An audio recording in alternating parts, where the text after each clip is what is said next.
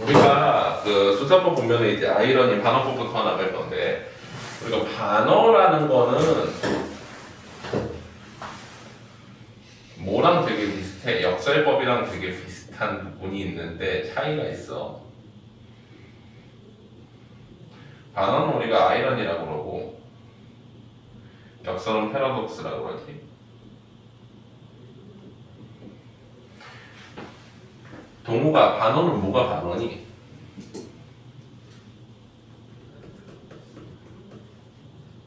자, 그럼 아이러니하다는 어떤 걸 아이러니하다라고 해? 오면 응? 애매한. 애매한 거? 그러니까 잘한다 이런 거. 그런 게 약간 반어지. 자, 봐봐. 반어는 두 가지로 나눠 원래. 두 가지로 나누는데 보통 우리가 언어적 반어와 언어적 반어는 보통은 이제 반대로 말하는 거지. 그래서 A라는 상황을 마이너스 A로 얘기하는 게 반어야, 언어적 반어. 그리고 상황적 반어가 있는데 상황적 반어는 보통 우리가 아이러니라고 많이 부르는 게 상황적 반어야. 이거는 기대 상황과 반대 결과가 나올 때. 우리 운수 좋은 날 중학교 때 배우지. 설렁탕을 사줬는데 왜 먹지 못하는 그거 있잖아. 자, 기대 상황은 뭐야? 운수가 좋은 날이 돈을 많이 번 것 같잖아. 근데 어때? 결과는 뭐야? 아내가 죽은 날이지. 이게 대표적인 이거야. 상황적 반어, 아이러니. 우리 아이러니하다라는 건 뭐야? 예를 들면 이런 거지. 공부는 되게 잘해가지고 전교 1등하고 막 했는데 서울대를 못 갔네, 아이러니하다. 이런 게 이제 보통 아이러니하다는 거지. 기대 결과와 기대 상황과 반대 결과가 나오는 운수 좋은 날 같은 거. 또 이런 거 있지. 뭐 있어? 오이디푸스와 오이디푸스 뭐야? 뭐하는 사람이야? 금품. 아니 그거는 저기지. 그 뭐야? 미다스, 마이더스라고 하잖아. 미다스의 손. 금으로 만지면 다 손으로 만지면 금 되는 거. 오이디푸스는 이제 태어날 때 그 점쟁이가 그랬지. 아버지를 죽이고 어머니와 결혼하래라고. 그래가지고 어때? 부모가 내다 버리잖아. 내다 버리는데 내다 버리면 항상 우리 신화 같은 데서 보면 이상한 뭐 노인들이 주워다가 기르지. 키워가지고 성인이 됐어. 성인이 돼서 이제 여행을 가는데 외나무 다리에서 늙은이를 만나. 그래가지고 뭐 비켜주네 많이 하다가 늙은이를 죽여가지고 떨어뜨려. 그러고서는 넘어가가지고 이제 어떤 왕국에 들어갔는데 괴물을 처치하고서 거기 왕비랑 결혼을 하지. 근데 알고 보니까 외나무 다리에서 죽인 게 자기 아빠야. 그리고 결혼한 게 자기 엄마야. 그래서 원래는 그 예언을 벗어나려고 했는데 기대 상황과 반대 결과로 가지. 이런 게 이제 그 대표적인 아이러니라는 개념이야. 그리고 반어라는 건 뭐야? 예를 들면 아까 말했더니 참 잘한다 하면 정말 잘하는 거야? 아니지. 뭔가 이제 원래 상황과 반대로 말하는 게 뭐야? 언어적 반어인 거지. 그래서 기대 상황과 반대 결과든 아니면 원래 상황과 반대로 말하든 그런 거 우리는 반어라고 해. 반대로 말하기 때문에. 근데 역설은 뭐야? 역설은 우리가 크게 두 가지로 나누거든. 이것도 역설적 상황과 역설법이 있어. 우리 통상은 역설법으로 다 통합해서 가르치는 경우도 있는데 원래는 이제 좀 나눠야 되는 게 보통 수능에서는 역설법이라는 표현을 잘 안 써. 수능에는 안 나오는 표현이야. 왜 그러냐면 역설법이라는 건 원래 이제 그 변증법적인 개념이 들어와야 되거든. 변증법은 뭐냐면은 이런 거야. A는 마이너스 A 앞뒤가 안 맞을 때 새로운 결과인 B를 내놓는 이게 이제 변증법이거든. 예를 들면 이런 거야. 노예와 주인의 변증법이라는 거 알아? 자, 옛날에 보면 노예가 있고 주인이 있지. 염주열이 노예할래 주인할래? 주인할게요. 그래? 서연이가 노예를 해줄래? 자, 노예를 한다고 해보자. 염주열이 주인이야. 그래가지고 맨날 서연이한테 뭐 일을 시키고 막 그래. 원래는 그렇게 된 이유가 뭐야? 염주열이 힘이 더 세거나 그래가지고 그렇게 됐겠지 보통. 자, 근데 그 어느 순간이 되면 염주열은 맨날 일 안 하고 놀기만 하니까 힘이 약해지고 서현이는 열심히 맨날 운동하고 해가 힘이 세졌다고 해봐. 자 그러면은 이제 주인과 노예의 관계가 바뀌어야 되잖아. 실제로 미국 사회가 그랬지. 흑인 노예 사회에 막바지에 가면 어때? 흑인 수가 훨씬 많고 흑인들의 어떤 그 운동 신경이나 이런 것도 훨씬 더 좋지. 그 미국 흑인들은 되게 이제 노예선 타고 가면서 어느 정도 유전적으로 열등하다기는 그렇지만 좀 약한 유전자들은 다 걸러져서 신체적인 조건이 워낙 좋잖아. 근데 걔네가 왜 반란을 못 일으켰어? 반란 일으키면은 끝났을 텐데 백인 사회가 왜 못했을까? 그게 이제 노예와 주인의 변증법이야. 우리가 생각하기에는 기본적으로 더 힘이 센 사람이 주인이 되고 힘이 약한 사람이 노예가 되는 게 맞는데 결과적으로 봤을 때 그게 아니지. 사회의 구성 요소가 그렇게 만들거나 여러 가지 요건들이 그렇게 만들어 버린 거지. 그러다 보니까 어때? 거기서 이제 변증법이라는 게 나오지. 힘이 센 사람이 노예가 된다. 근데 실제 보니까 그렇지 않네? 그럼 어때? 새로운 결과. 다른 요인들, 사회적 요인이나 문화적 요인 같은 것들이 중요한 거구나. 이게 이제 변증법이란 말이야. 앞뒤가 안 되는 모순된 상황에서 세 결론을 내놓는 거. 자, 역설법이란 건 뭐냐면 예를 들면 이런 거야. 자, 정기용의 유리창이라는 시에 보면 이런 표현이 나와. 자기 아이가 죽었는데 외로운 황홀한 심사라는 표현을 써. 외로운 거야? 황홀한 거야? 아니지. 이건 둘 다 같을 수 없지. 그러면 세 결론은 뭐야? 슬픔. 이런 게 이제 통상 역설법이야. 역설법은 원래 변증법의 일종이라고 보기 때문에. 또 우리 역설적인 표현, 역설법 나올 때 또 뭐 나와? 그런 거 있잖아. 괴로웠던 사나이 행복한 예수 그리스도에게처럼. 윤동주 시에 나오지. 어디 나와? 십자가에 나왔잖아. 이건 왜 그렇다고 그랬어?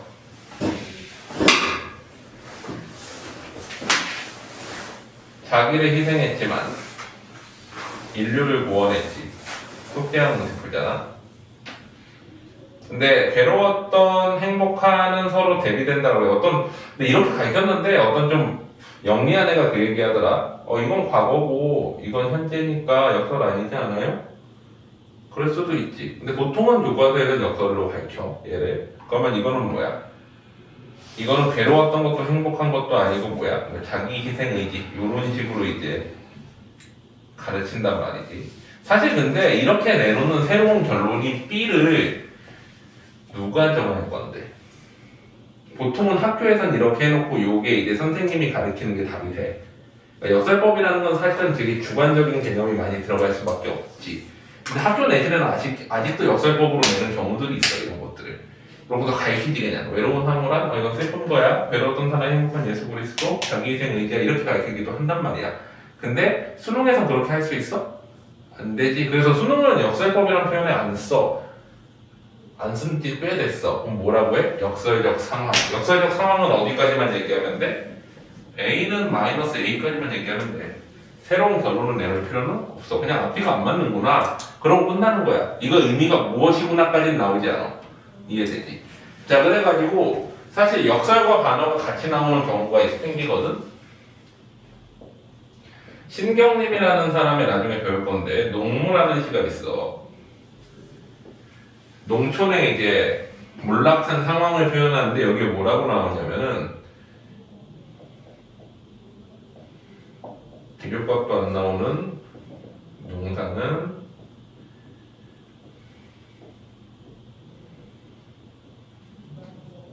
편내에게 맡겨두고 실전을 거쳐 도수자 맡고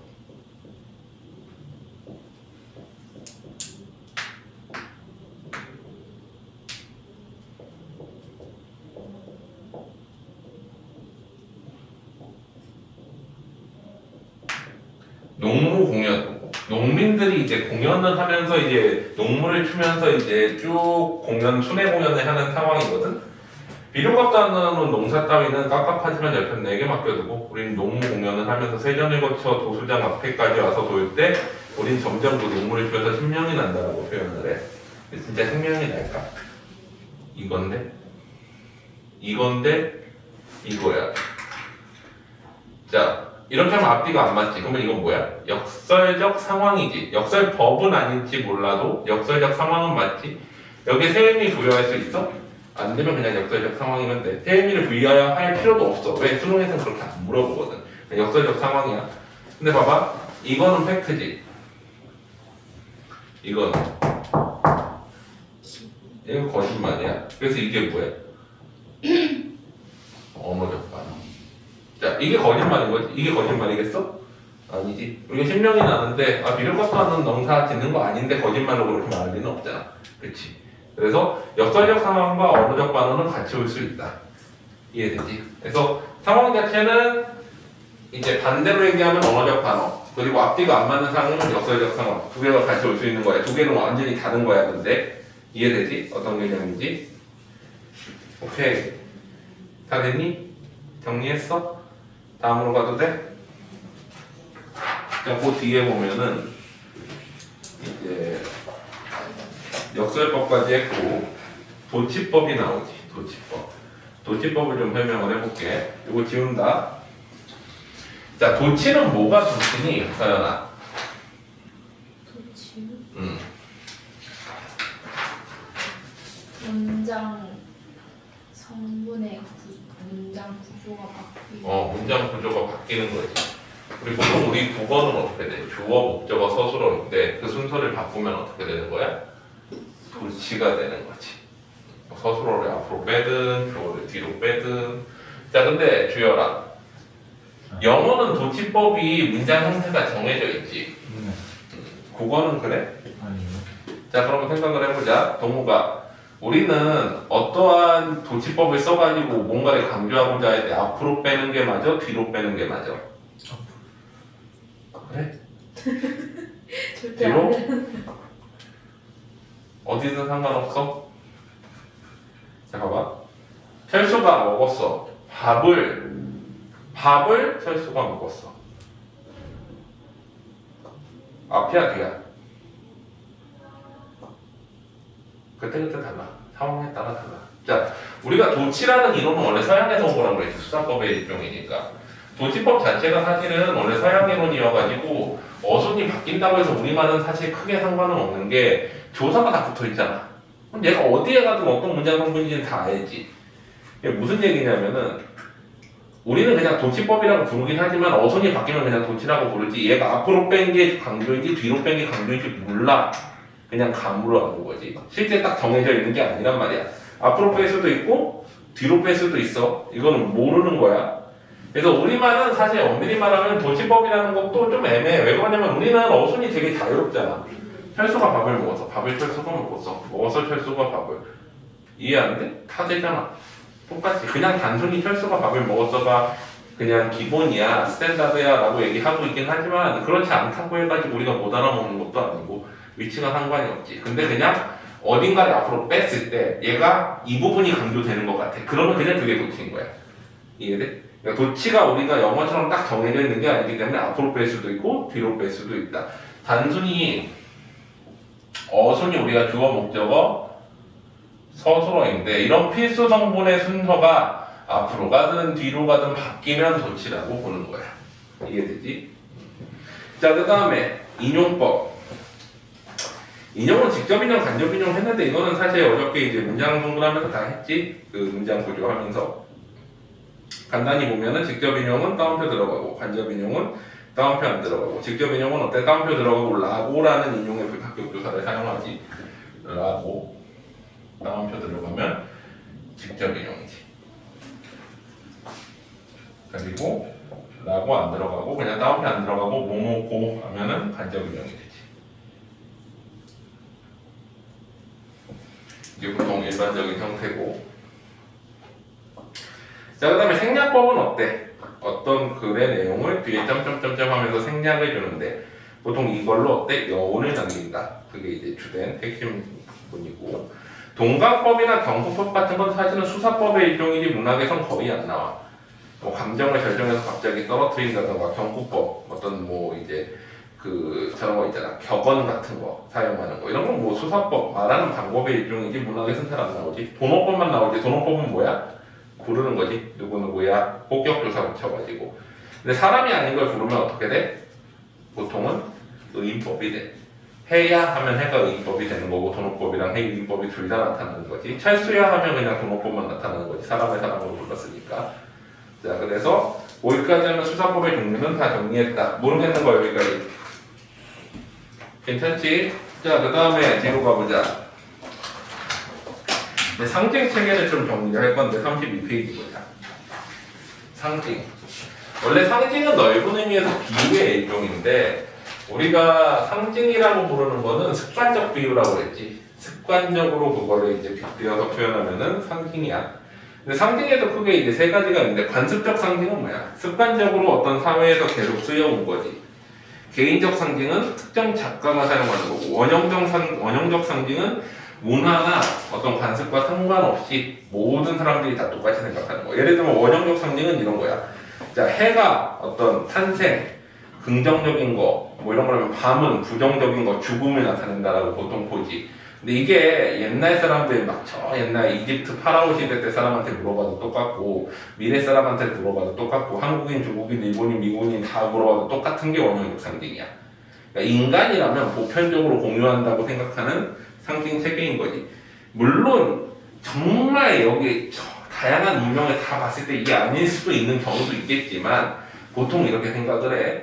그리고 개인적 상징은 뭐야? 특정 작가가 특정 작품에서 나타내는 난소공 아니? 난장이가 쏘아올린 작은 공 들어봤어? 뭔지 알아요. 여기서 난장이는 뭐를 의미해? 빈민. 빈민, 도시 빈민이지. 이 난소공 배경이 어디니? 서울 변두리. 응? 서울 변두리. 서울 변두리. 그치, 보통 그렇게 배우지. 역사적으로 어디였을 것 같아? 강남. 송파. 송파구, 잠실. 거기 다 밀어버리고서 뭐 만들어? 강남이랑 송파 개발하면서 다 어디로 보내? 수원. 성남. 구성남. 그래서 구성남이 지금 분당 말고 그거 알아? 분당이라는 동네와 분당에는 크게 세 개 구가 있지. 아니, 성남에는 분당구, 수정구, 중원구. 수정구와 중원구는 그때 당시에 빈민들이 내려온 동네야.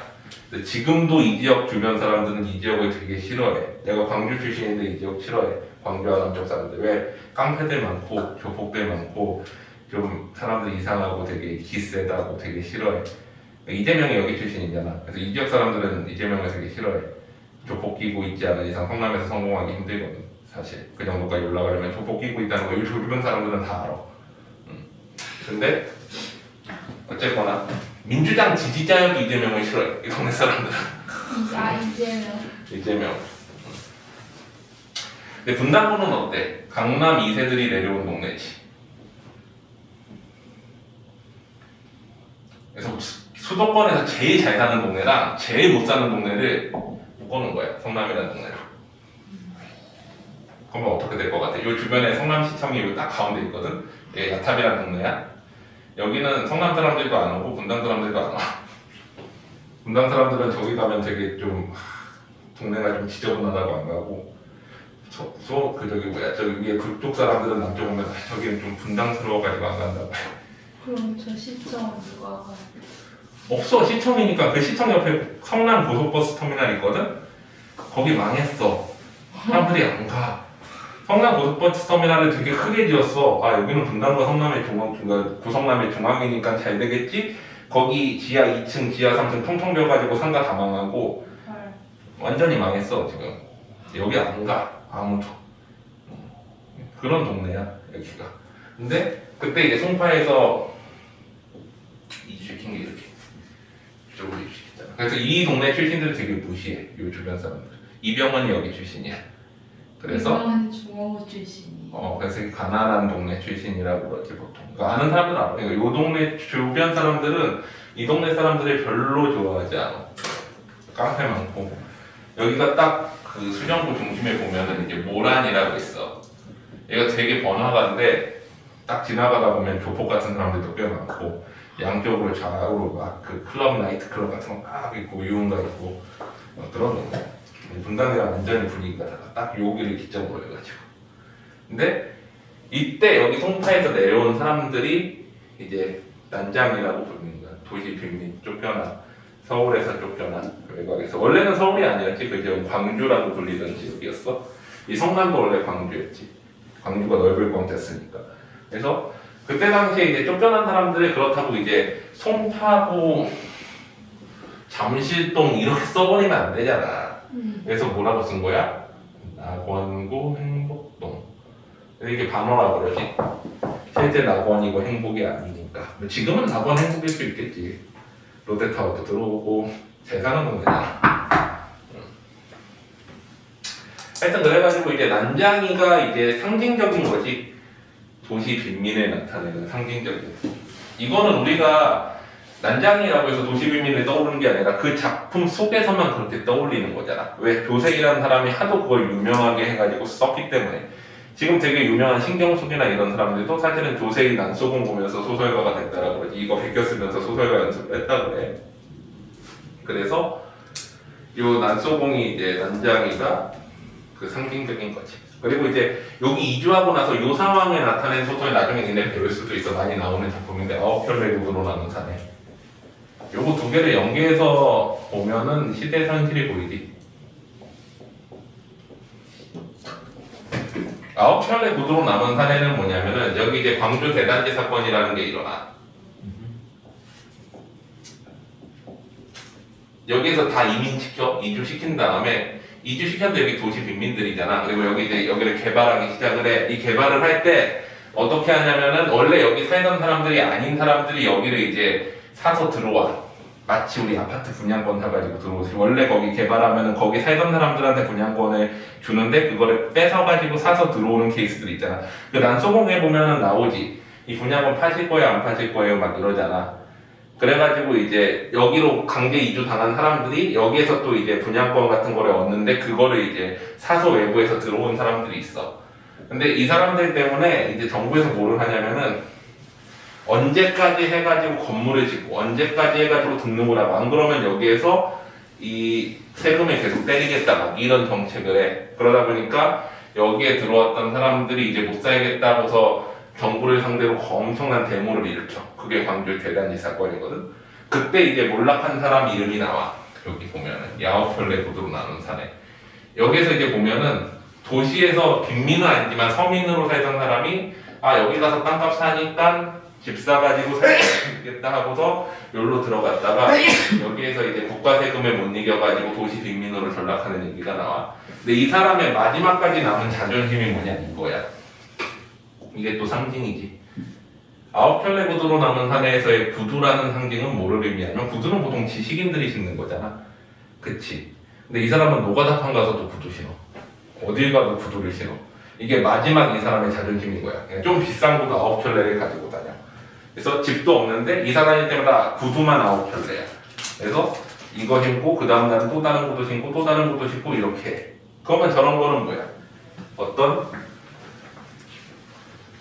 도시 빈민의 자존심 같은 거지. 이렇게 어떤 특정 작품에서 나타나는 상징적인 요소들이 있지. 그런 거를 이제 뭐라고 그래? 개인적 상징. 자, 그 다음에 관습적 상징 한번 보자. 우리 장례식장 가봤니? 장례식장 가면 영정 앞에 두 가지를 하지. 국화 놓는 사람, 향 피우는 사람, 둘 다 안 해? 가본 적이 없어. 가본 적이 없어. 가도 보통 응, 저희들은 안 시키죠. 그치. 엄마 아빠만. 국화를 놓는 거는 동양 풍습이야, 서양 풍습이야? 서양. 서양 풍습이야. 향을 피우는 게 동양 풍습이지. 동양에선 기본적으로 국화는 사군자, 선비의 상징이지. 근데 서양 가면 어때? 장의사가 키우는 꽃이 국화가 되지. 왜 이제 장례식 때 주는 꽃이니까.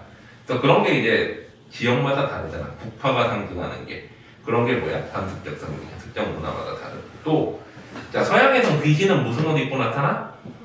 까만 옷. 하얀색 아니에요? 뭐 하얀색도 있는데 보통은 이제 죽음을 상징하는 색이 하얀색이 아니라 까만색이야 거기서는. 그래서 뭔가 망자하면은 까만 옷 입고 나타나지. 물론 거기서 유령 하얀색 옷 입고 나타나는 경우도 있지만 통상 까만 옷이 그 죽은 자의 색이야. 수의가 무슨 색이야? 까만색이잖아. 서양에서. 동양에서 무슨 색? 하얀색. 그래가지고 하얀색 같은 것들은 이제 그런 이미지. 일본에서도 파란색 옷은 약간 그 귀신의 색이라고 해.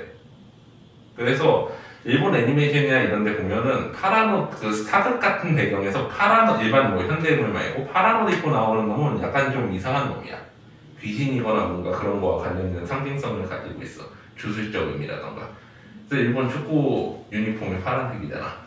약간 그런 느낌도 있고. 그런 것들이 뭐야? 특정 문화에서 적용되는 문화적 상징인 거지. 이해돼? 자, 그래가지고 그런 것들이 상징이고, 뒤에 문체로는 한번 읽어보면 돼. 이거는 넘어가자. 문예사조도 요새는 사실 그렇게 중요하지 않아. 넘어가고.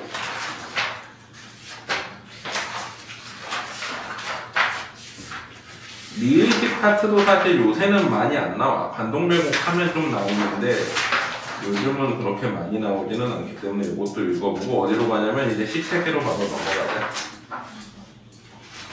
문학의 갈래에서 시부터 나가보자. 페이지 52페이지 시.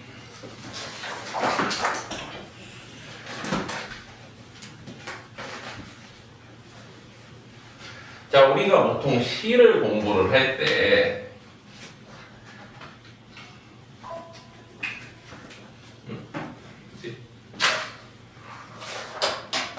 카메라 꺼진 줄 알았어. 알람 올라가는 소리 나왔어. 우리가 시를 보통 분석을 하면은 크게 두 가지 개념이 있지.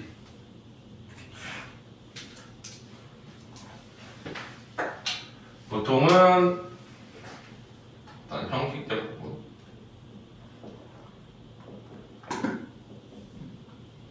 그리고 내용적 부분, 그리고 아예 이거 밖에 있는 외재적 부분.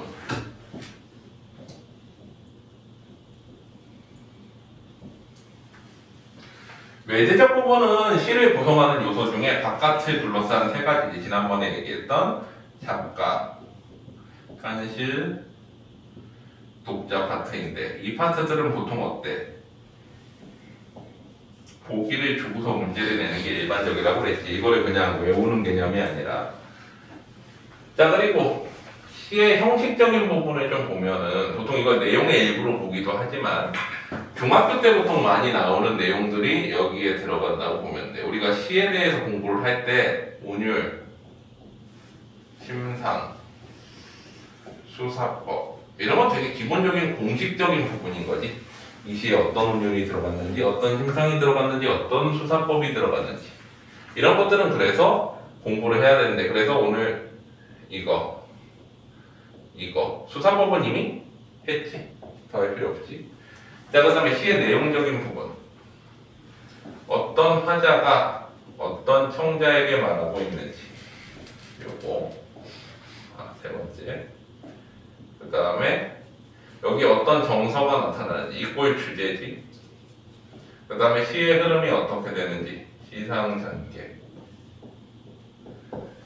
이게 주로 고등학교에서 물어보는 거야. 물론 중학교의 내용은 플러스해서 1번 문제로 보통은 이게 1번 문항, 2번 문항은 주로 어때? 이런 부분. 2번에서 3번 문항. 그리고 3번 문항은 이런 걸로 물어보는 경우들이 많지 보통. 그래서 우리가 통상 시를 공부할 때 보면은 이건 기본이야. 수사법이랑 운율이랑 심상은 중학교 때부터 가르치는 기본적인 개념인 거고, 그 다음에 각 시별로 화자나 청자 그리고 시의 흐름이 어떻게 되고 주제가 뭔지에 대해서 하는 게 이거인 거고. 근데 이거는 뭐 이론이 있는 건 아니잖아. 그 정서가 주제인 거니까. 그 다음에 보기, 외적 관점을 통해 가지고 작품 분석하는 문제들이 하나가 더 나오는 거고. 크게 요렇게 되는 게 시에서 필요한 이론들인 거지. 자, 그러면 이거는 이론 없지. 이건 어차피 보고 풀면 돼. 운율, 심상 배울 거고, 수사법 했지, 화자 청자 이론 배울 거고, 정서 주제는 어차피 이론 없고 시상 문제. 이렇게 하면 시에 대해서 필요한 이론들은 다 배우는 거다. 이해되지? 결국에 문제는 여기서 나오는 거야. 자, 그러면은 운율부터 들어갈 건데 거기에 좀 한번 보자. 이제 기본적인 시에 대한 내용들이 좀 나오는데 사실 뭐 이거를 문제에서 직접적으로 물어보진 않아. 읽어봐. 그냥 읽어보라면 안 읽어보겠지? 읽어봐. 안 그러면 내가 읽어줄게. 읽어봐. 자, 뒤로 가가지고 어디로 가냐면 57페이지 시의 운율부터 보자.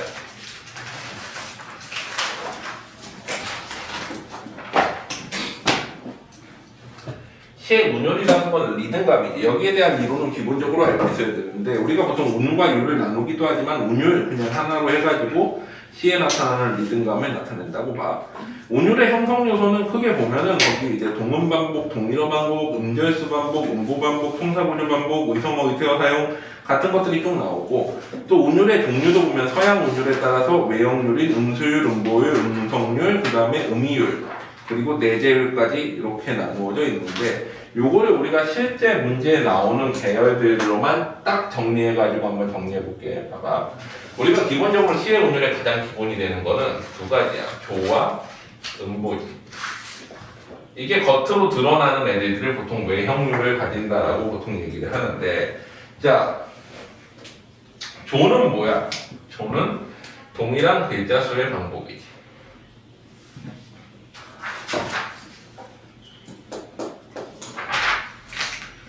음보는 뭐야? 동일한 띄어 읽기의 반복이지.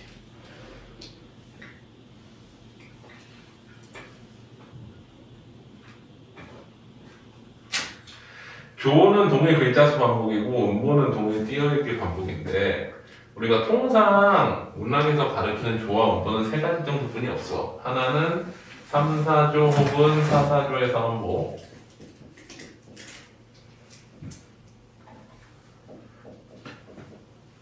이거는 주로 시조나 가사에서 나오는 것들이지.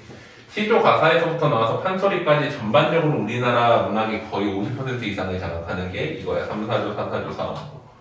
그래서 예를 들면은 이렇게 가는 거지. 이 몸이 죽고 죽어 100번 고쳐 죽어.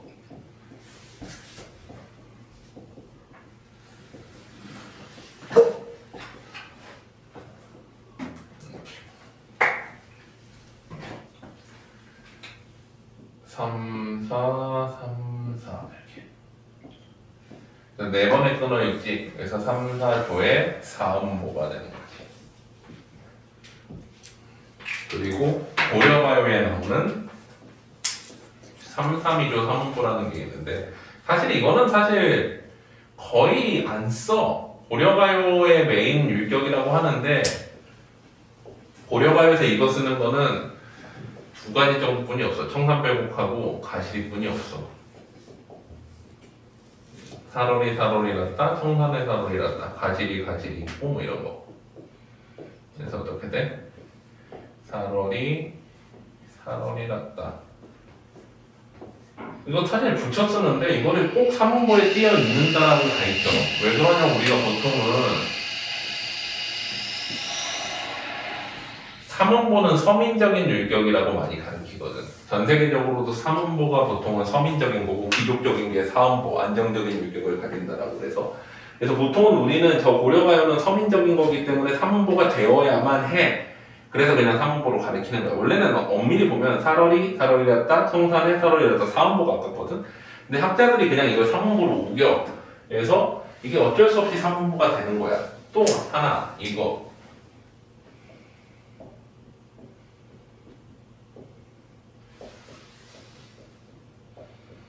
7호조 3음보 민요 율격 같은 경우에는 보통 김소월이나 박목월이 많이 쓰는데 사실 이것도 좀 그래. 자, 우리 민요 중에 7호조가 있어? 3음보? 없어. 없는데 이제 일제강점기 때 저게 들어왔지. 근데 일본의 이제 단가 하이포 같은 시대 보면 757, 757, 75 막 이렇게 돼 있단 말이야. 글자 수가. 일본의 영향을 받았을 확률이 되게 높지. 근데 결국 일본 영향 받았다라고 가르치면 안 되잖아. 우리나라 국어교과서에서. 그래서 그냥 아리랑 같은 민요에서 왔을 민요 율격이라고 그렇게 가르쳐. 그래서 나보기가 역겨워 가실 때에는 이런 식으로.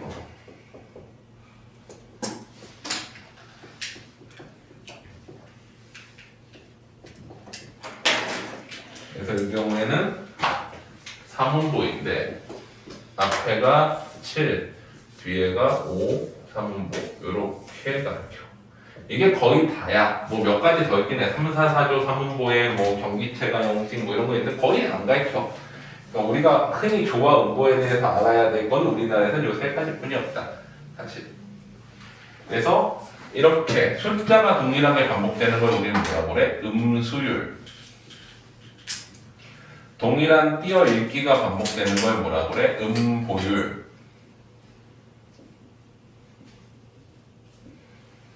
그 다음에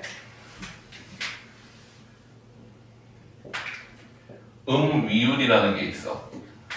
위율은 위치에 따라 가지고 운율이 바뀌는 건데 보통은 세 가지가 있지. 두운, 요운, 가분.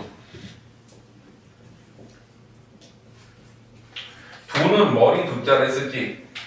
그래서 시의 앞부분이 반복되는 거. 요는 허리 요자지. 시의 가운데가 반복되는 거. 각은 다리 각자야. 우리 머리가 아프면 두통, 허리가 아프면 요통이라고 그러지. 각통은 없는데 이 각통 각선미할 때 그 각자야, 다리 각. 그래가지고 두운, 요운, 가분이 있고 두운은 시의 앞부분이 반복되는 거지. 자, 그래가지고 행의 앞부분에 계속 반복되는 요소들이 들어가 있는 거고 요는 행의 중간 부분에 반복되는 요소들이 들어가 있는 거고 가분은 제일 큰 부분에 반복되는 요소들이 들어가는데 사실 우리나라 시에는 요운은 없어. 이 요운이라는 개념이 왜 생겼냐 하면은 우리가 보통은 이 음수율, 음이율, 음보율, 음성률 개념도 다 어디에서 온 거야? 서양에서 온 거지. 서양 이제 라틴어 계열들 문장들 보면은 어떻게 돼 있어? 동사가 가운데 오잖아. 그러면 동사를 어떻게 동일하게 계속 반복하는 게 요운인 거야. 근데 우리말에서는 사실 서술어가 가운데 오는 것도 아니고 요운이란 게 의미가 없지. 그럼 목분이 없어? 우리말은 주로 가분이 메인이지. 왜? 동사가 한국어는 어디에 와? 서술어 계열이 끝에 오잖아. 이 끝에 거를 반복하는 게 뭐야? 가분이 되는 거고. 두는 어떻게든 올 수는 있지. 앞에 거를 반복하면. 근데 이제 많지는 않아. 통상 그래서 시에서는 뭐가 많이 나온다? 두운 요운보다는 가분이 많이 나온다. 그리고 음수율, 음보율, 음미율 그 다음에 하나 더 있지 뭐야? 음성률이 있는데 사실 음성률이라는 개념은 우리말에는 없지. 왜? 이거는 성조에 의한 음률이거든. 이거는 한시의 아분이나 영시의 라임 같은 게 여기에 들어가. 근데 이런 거는 사실 높낮이와 어떤 리듬감에 관련되어 있는 거잖아. 말의 높낮이. 그래서 우리는 높낮이가 없기 때문에 음성률은 없어. 이건 없고. 자, 그러면은 세 번째가 뭐야? 이제 동일 통사 구조의 반복이라는 개념이 있어.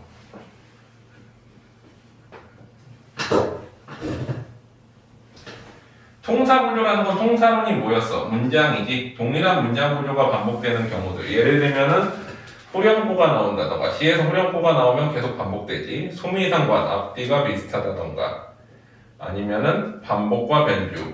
반복을 하면서 변화를 주는 거. 변주 내지는 변조라고 그러기도 해. 비슷한 거 계속 반복하면서 조금씩 변화 주는 거지. 또 됐고. 또 가분도 여기에 들어가. 왜? 가분은 서술어가 반복되는 건데 서술어가 문장 구조를 형성하니까. 이런 것들이 다 뭐야? 운율의 형성 요소들인 거지. 그 다음에 마지막으로 네 번째. 네 번째는 이런 것들이 있어. 울림소리의 반복이라.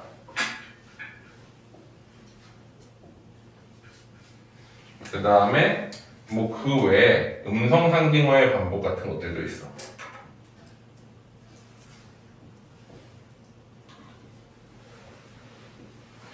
울림소리가 반복되면 보통은 뭐 있어? 니은, 리을, 미음, 이음 같은 자음 울림소리가 반복되면은 뭐 맑고 명랑한 느낌을 준다고 그러기도 하고 음성상징어가 반복되면은 음성상징어 자체가 어때? 반복 요소가 있지. 깡총이 아니라 깡총, 잭이 아니라 잭, 삐약삐약 이렇게 가잖아. 그래서 그런 것들도 운율 형성 요소지. 그래서 우리가 이제 고등학교 국어 교육 과정에서 배우는 모든 운율 형성 요소들은 이 정도라고 보면 돼. 그래서 요거는 다 머릿속에 들어가 있어야 된다. 이해되지? 정리됐니? 정리할 거 정리하고 그 다음에 다음 것도 들어가 볼게.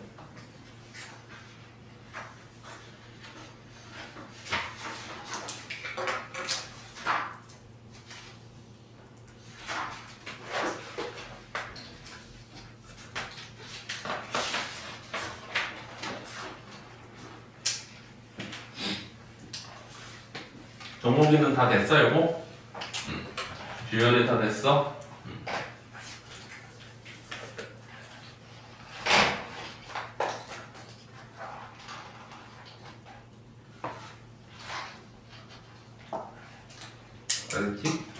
자, 그 다음에 이제 67페이지 봐봐. 67페이지 보면은 심상을 정리할 건데, 우리 일단 운율 했지? 이제 심상해야지. 오늘 이거 해서 시이론 다 끝내버리자. 시이론 다 끝낸 다음에 소설이론은 나중에 내신때 소설 들어가면 그때 해줄게. 지금 굳이 할 필요는 없을 것 같아. 어차피 소설을 요새 하고 있는 것도 아니니까 시부터 먼저 끝내놔야 되지.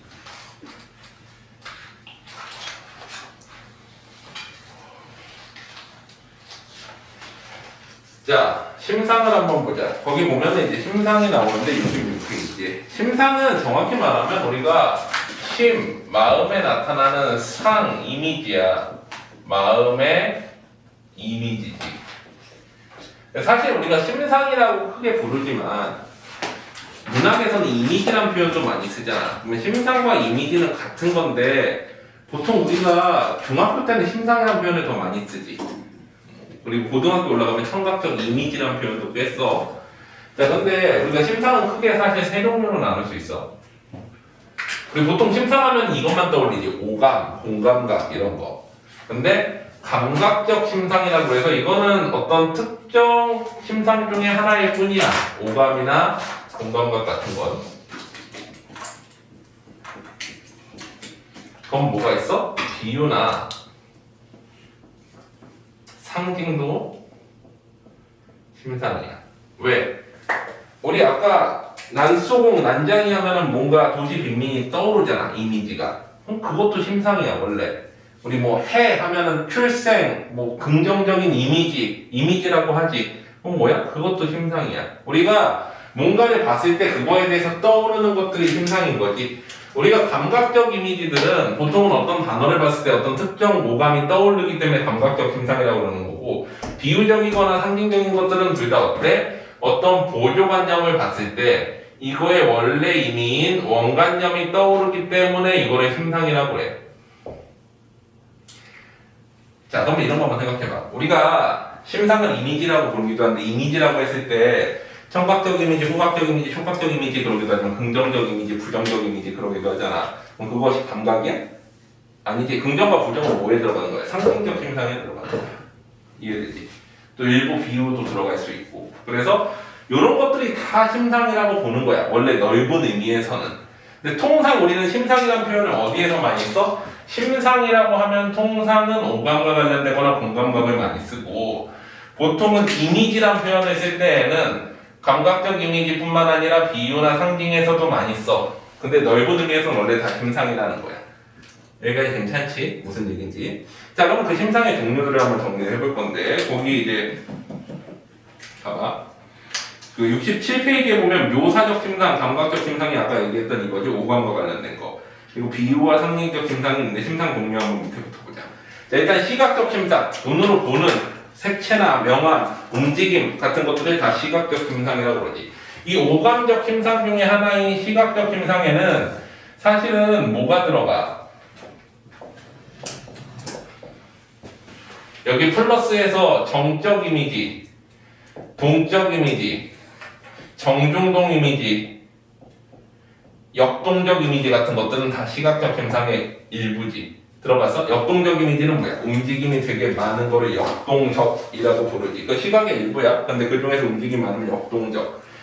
움직임이 좀 역동적보단 덜하지만 움직임이 있으면 동적, 멈춰 있으면 정적, 멈춰 있는 것 중에 움직임이 있으면 정중동 이미지라고 불러. 이해되니? 다 시각적 이미지의 일부인 거야. 됐지? 여기까지. 또 뒤로 가보자. 청각적 이미지. 청각은 소리와 관련된 것들이지. 근데 우리 청각적 이미지는 주로 뭐를 생각해? 음성 상징어만데? 보통은 음성 상징어가 나오면 청각적 이미지라고 그러지. 하지만 뭐뭐 소리 해도 청각적 이미지잖아. 근데 소리를 나타내는 도구인 종 같은 거 봐도 어때? 청각적 이미지라고 보지. 종소리 가지 않더라도 종 하면 어때? 어떤 그 이미지가 떠오르면 그것도 청각이야. 자, 그 다음에 후각적 이미지. 이것도 뭔가 후각과 관련된 단어들이 나오면 후각적 이미지. 그 다음에 미각, 촉각 등이 있지. 자, 근데 여기서 우리가 문학적 통념이라는 개념이 나와. 문학적 통념은 뭐냐면 문학하는 사람들이 그냥 그렇게 생각하는 거야. 과학적이지 않은데. 자, 봐봐. 맵다는 미각이야, 통각이야? 미국. 통각. 매운맛은 그치? 통증. 혀가 통증을 느끼는 거잖아. 원래는 촉각에 뭐가 들어가 그러면은 통각이 들어가야 되는 거지. 그러면 미각도 여기에 들어가야 되는 게 맞잖아. 근데 문학하는 멍청이들은 이거를 이걸로 봐. 왜? 이게 문학적 통념이야. 우리 지난번에 의인법 할 때도 그렇지. 아니 개도 춤추고 고양이도 춤추고 원숭이도 춤출 수 있지. 근데 문학적 통념상 개랑 고양이랑 원숭이 같은 건 춤추면 안 되지. 그 인간의 속성이라고 했잖아. 그 문학이 꼰대 같아서 그래. 이것도 마찬가지야.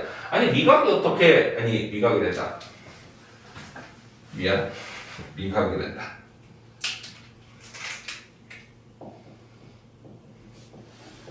맵다가 어떻게 저거냐는 거지. 맵다. 미각 중에 나머지 맛들은 미각이 맞지. 근데 맵다는 어때? 통각의 일종이잖아 원래. 근데 촉각으로 안 들어가고 미각으로 들어간다. 또 그 다음에 저런 거지. 눈이 시리다. 시각이야, 촉각이야? 시각. 원래 시각이지. 시신경으로 받아들여야 되잖아. 눈이 시린 것도 빛이 너무 많으니까. 근데 뭘로 들어가? 통각, 촉각으로 들어가. 이런 것도 문학적 통념이야. 왜? 그냥 문학하는 사람들이 그렇게 생각을 해. 과학적으로 안 맞잖아. 그치? 그렇다고 이렇게 국어쌤한테 아니 선생님 맵다는 통각의 일종인데 왜 미각이에요? 라고 따지면 어떻게 될까? 뭐라 못하시냐. 된다고 못하겠지만 점수를 긁힐 수 있겠지. 그래서 그냥 이게 문학적 통념이라고 생각을 하면 돼. 이해되지? 자, 그 다음에 그 옆에 보면 근육 내장 감각이라고 따로 표현했는데 이건 촉각의 일종이라고 볼 수 있겠지. 분명히 이런 거 있잖아. 속이 쓰리다, 배가 고프다, 그 어깨가 결리다 이런 건 분명히 이제 촉각이랑은 약간 다르잖아. 피부에 닿는 게 촉각인데 우리가 이거 촉각의 일종이라고 볼 수 있을지 없을지가 좀 애매하지. 근데 넓은 의미에서 촉각에 들어가고 역동적 심상 시각적 이미지의 일종이고. 자, 그다음에 복합과 공감각을 한번 보자. 자, 우리가 이러한 감각들이 동시에 나타나는 게 두 가지가 있는데 하나는 복합적 감각이고 하나는 공감각적 감각이야. 복합적 심상 혹은 공감각적 심상. 차이가 뭐냐? 복합적 심상은 그냥 A 플러스 B 형태라면은 공감각적 심상은 뭐야? A가 B라는 심상으로 바뀌는 뭐가 나타나? 전이라는 개념이 나타나지. 예를 들어 볼게.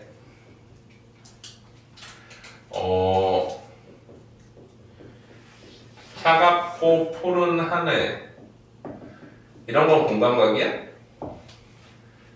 아니지. 왜? 차가운 것도 하늘이고 푸른 것도 하늘이 차가운 하늘 푸른 하늘이잖아. 그러면은 어때? 차가운 촉각, 푸른 시각 그냥 두 개를 열고 있는 것뿐이야. 이런 거는 복합 감각이야. 공감각 아니야. 감각이 두 개 나온다고 그래도 공감각은 어떤 게 공감각이야? 푸른 종소리 같은 거. 분명히 뭐가 메인이야? 얘네는 메인이 정해져 있지. 얘가 메인이고 얘가 서브잖아. 그러면 얘가 청각이고 얘가 시각이면은 메인이 뭘로 바뀌는 거야? 서브로 바뀌는 청각의 시각화. 이렇게 전이가 일어난다라고 보는 거지. 그러면 이건 뭐가 쓰였다라고 봐? 청각의 시각화가 쓰였다라고 보는 거야. 이해되지? 근데 어떤 선생님들은 경우에 따라서는 수식 받는 게 항상 메인이고 수식하는 게 서브라고 밝히는 선생님들이 있는데 아니야. 그렇지 않은 경우도 있어. 대표적인 사례를 한번 들어볼게. 우리가 단단한 고요라는 시가 있어. 단단한 고요는 뭐냐면 도토리묵 만드는 과정을 시로 쓴 거야. 도토리묵을 만드는 과정이래. 만들어봤어? 만드는 거 본 적 있는 사람? 가루 이렇게 해가지고 개는 다음에 이렇게 뜨거운데 이렇게 해가지고 쪄내면은 이제 도토리묵이 되지. 그래가지고 식히면. 자, 근데 거기에서 보면은 도토리를 처음에 이제 물론 우리가 도토리묵 가루를 사다 보통 만들지만 도토리부터 해가지고 이렇게 만드는 사람도 있을 거 아니야. 치킨을 잡아가지고 만드는 사람도 있는 것처럼 도토리를 주워다가 처음에 이제 말리는 과정이 나오는데 거기에 이런 표현이 나와.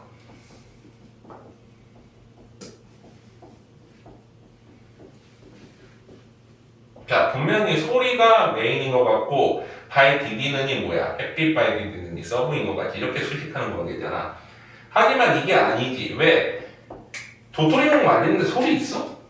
없지. 뭐가 메인인 거야? 햇빛이 메인이지. 소리는 그냥 여기에다가 수식해서 갖다 붙인 건데 수식 관계가 이렇게 바뀐 것 뿐이지.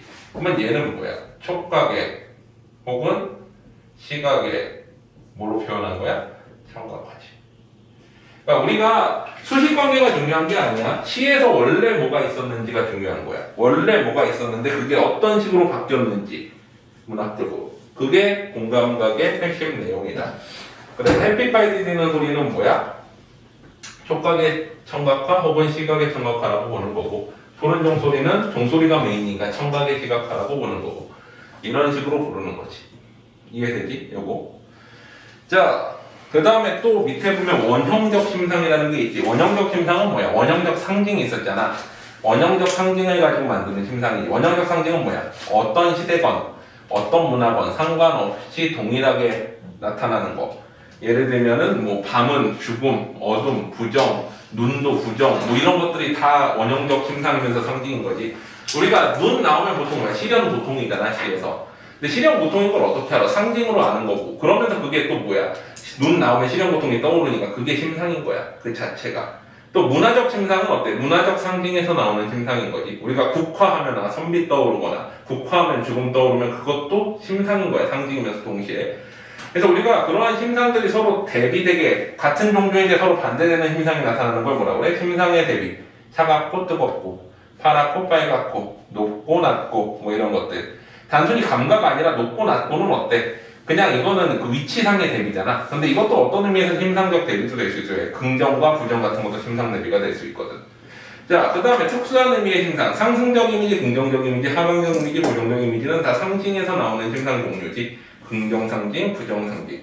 또 정적, 동적, 정중동 마찬가지야. 움직임이 있는 시각적 이미지 중에서 멈춰있는 게 정적, 움직이는 게 동적, 멈춰있는 것 중에 움직이는 느낌이 있는 걸 정중동이라고 부른다는 거지. 여기까지 하면 우리가 심상의 종류 고등학교에 알아야 될 거 다 정리했어. 됐지? 여기까지? 괜찮지? 자, 그 다음에 뒤로 가보자. 71페이지에 화자 있네, 화자. 화자 청자 관계를 한번 정리해 볼게. 이거 우리 현대시할 때 많이 했던 건데 간단히만 좀 정리를 해보자. 자, 이제 심상 끝났지? 화자 청자하고 시상 경계하면 끝난다.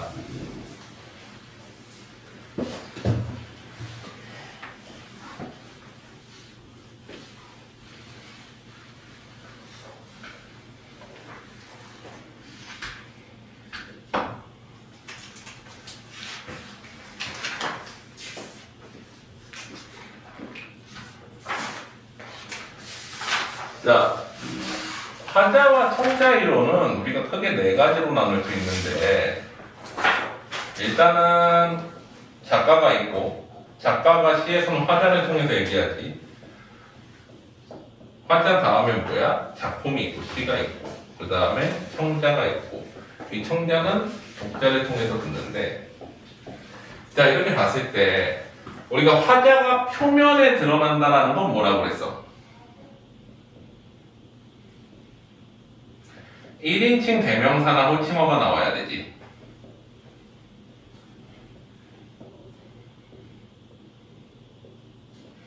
청자가 표면에 드러나는 것.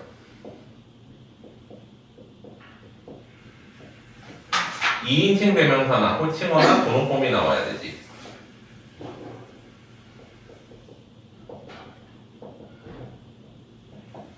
번호법, 누구누구야 라고 부르면 청자가 표면에 드러나는 거지. 이렇게.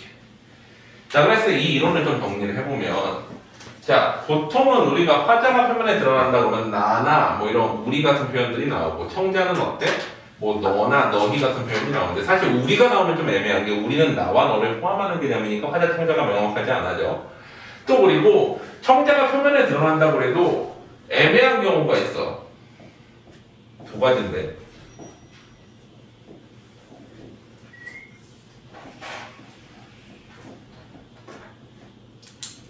죽은 사람이 나왔거나 어떤 사물이나 동물을 의인화하면은 이게 청자가 있는 거냐고 볼 거냐는 거야. 근데 이거는 시의 주제의식과 관련이 있거든. 자, 봐봐. 만약에 죽은 사람한테 누구누구야 라고 부르면 그거 청자로 설정해야 안 해. 할 수도 있겠지만, 자, 봐봐. 우리가 죽은 사람을 부르는 이유는 일반적으로 죽은 사람에 대한 슬픔 때문이잖아. 죽은 사람이 들리지 않는다라는 단절감에 더 부각해야지만 주제의식이 더 부각되지. 슬프지. 그러면 어때? 청자가 없는 독백체로 가. 자, 내가 죽은 사람을 향해서 불렀는데 청자가 듣고 있는 거라고 상정하면 그건 좀 웃기잖아. 근데 죽은 사람을 향해 불렀는데 그 죽은 사람이 대답을 하든 안 하던 간에 단절감이 느껴져야지만 더 슬픈 거지. 그럼 주제의식에 뭐가 더 적합해? 단절감. 청자가 없는 걸로 설정해. 그래서 자, 그리고 동식물 같은 경우에는 어때? 사실 동식물을 불렀을 때 대부분은 그거와의 소통을 원활하게 뭔가 인간 간의 소통과 교감을 나타내기 위해서 쓴 경우가 많아.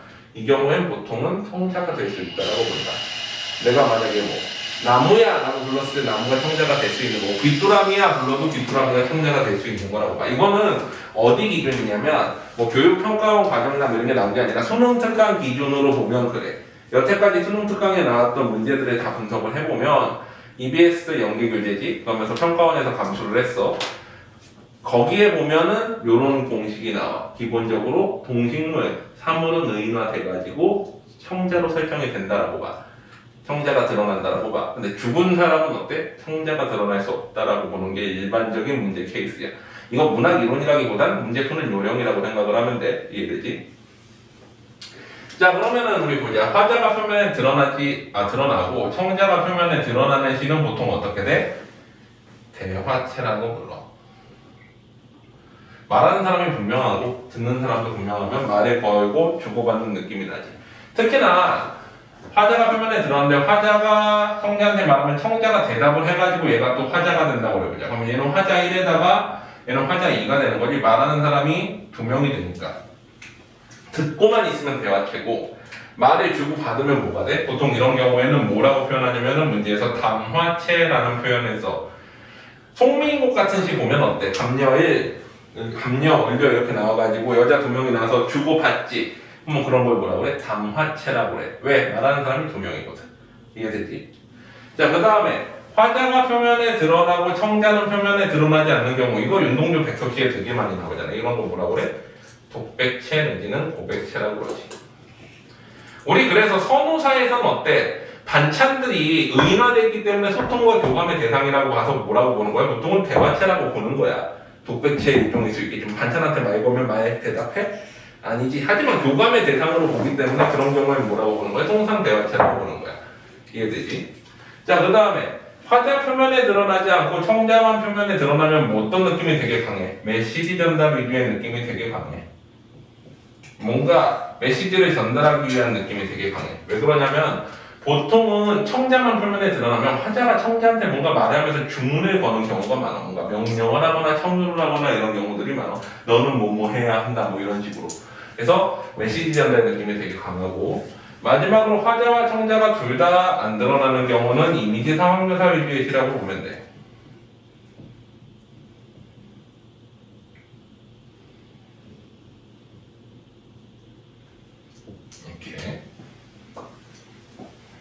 됐니?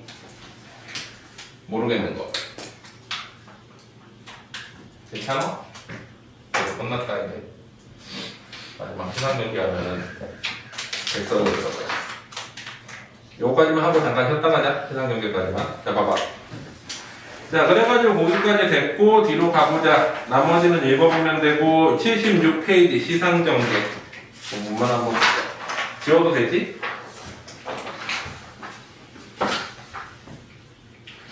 자, 시상이라는 건 시에 떠오르는 상, 여러 가지 이미지들이 어떻게 전개가 되느냐에 대한 건데 정확히 말하면 시의 구성이라고 생각하면 돼.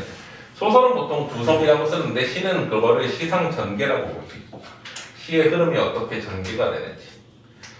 시상 전개의 방법은 여러 가지가 있는데 크게 좀 정리를 해보면 가장 기본이 되는 게 일단은 시간의 흐름에 따른 구성이랑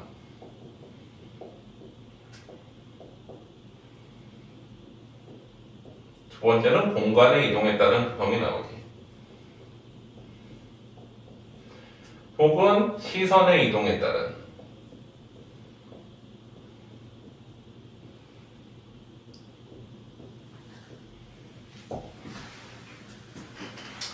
자, 시도 보통 시간의 흐름에 따라 가기도 하고, 시간의 흐름에 따라가 되려면은 보통은 이거가 나타나려면은 막연히 시간이 흘러가는 것 같아가 아니라 시간 표지가 나와야 돼. 아침, 저녁, 점심 내지는 해, 달, 별 뭐 이런 것들이 나와가지고 시간이 흘러가는 게 명확히 보일 때 시간의 흐름에 따른 구성이라고 봐. 통상. 자, 그리고 이 시간의 흐름에 따른 구성은 크게 세 가지가 있지. 시간의 흐름에 따라 가지고 과거, 현재, 미래로 가는 순행적 구성.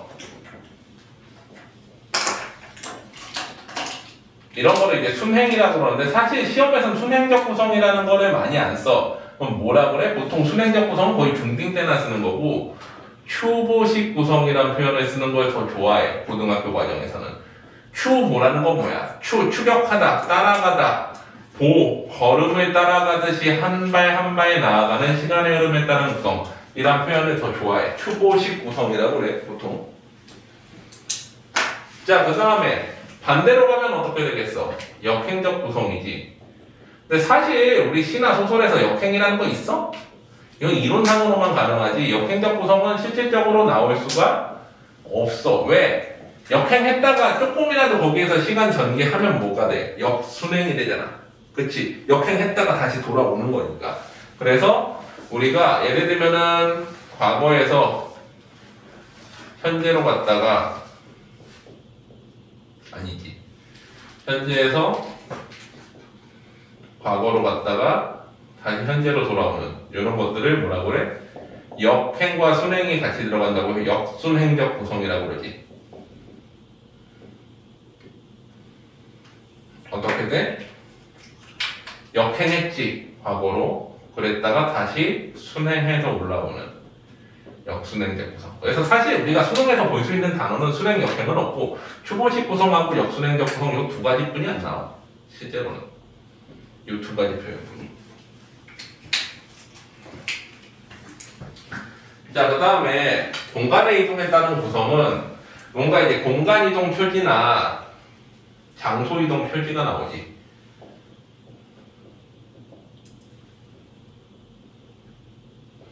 우리가 막연히 그냥 이동했네가 아니라 명확하게 딱 어디에서 어디로 너희 상충곡 배웠나? 전국엔 상충곡 시험범위였지 옛날에. 거기 보면 어떻게 가? 처음에 초가삼간에 있다가 정자로 갔다가 그 다음에 어디로 가? 시냇가로 갔다가 산봉우리로 올라가는 게 지명이 하나하나 나오잖아. 그런 게 뭐야? 장소 이동 표지지. 그런 게 나와야지만 공간의 이동에 따른 구성인 거야. 그리고 얘를 합해 놓으면 이렇게 부르기도 해. 기행적 구성. 기행적 구성이라는 건 뭐 여행 갔을 때 기행문 같은 거잖아.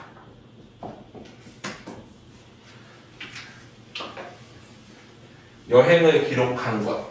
그래서 시간과 공간이 같이 이동하면 기행적 구성이지.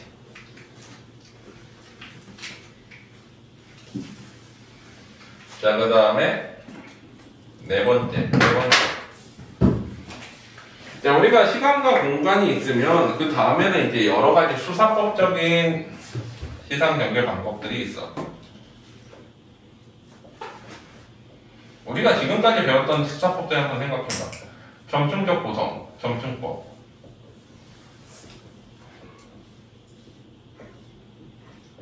이건 뭔지 이해되지? 보통은 뭐 시의 내용이라던가 시의 어떤 글자 수라던가 시의 어떤 구성이 점점 어떤 방향으로 늘어나거나 줄어들 때 점층적 전개, 점층적 구성이라는 표현을 쓰지. 또 한 페이지 뒤로 가봐. 거기 보면은 이제 소미상관 잠깐 건너뛰고 대조적인 게 있지. 대조라는 건 뭐야? 대비나 비교나 대조, 대비. 서로 비슷하거나 서로 다른 거를 두 개를 이제 비교, 대조하면서 나아가는 방식이 있어. 그러니까 예를 들면은 뭐 A는 이런데 B는 이렇다, B는 이런데 A는 이렇다 이렇게 시가 나가는 경우들이 있단 말이야. 이런 게 이제 비교, 대조 혹은 대비에 의한 구성이라고 봐. 그렇게 시상을 전개하지. 또 이거 말고도 거기 옆에 보면은 안 나오는데 연상 말고 또 뭐가 있냐면 연쇄가 있어. 연쇄법 지난번에 시상 전개 본 적 있지. 고인도 나이 못 보고 나도 고인의 못 봐. 고인의 못 배워도 가정길 앞에 있는 가정길 앞에 있으니 아니가 뭐 어떨고 뭐 이런 것도 시상전개 방식이잖아. 연소에 의한 거. 또 전체적으로 보면 대꾸라던가 반복법 같은 것도 시상전개의 방법이 될 수 있지. 이런 게 다 이제 시상전개 방법이야. 그 다음에 네 번째, 한시에서 온.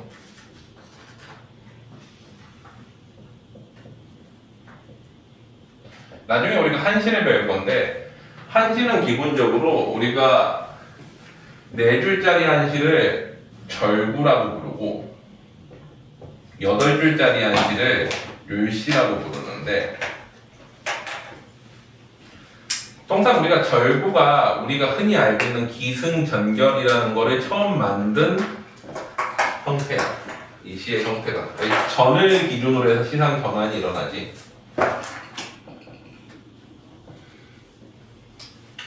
율시는 그리고 다른 시는 잘 안 쓰는데 수함경미라는 걸 써. 함량과 경련이 서로 대꾸를 이루고 함량 경련이 또 각각 대꾸를 이루는 요런 형태가 일반적으로 수함경미라고 해서 율시에서만 나타나는데 다른 데는 잘 안 나타나고, 그 다음에 한시에서 온 것 중에 이제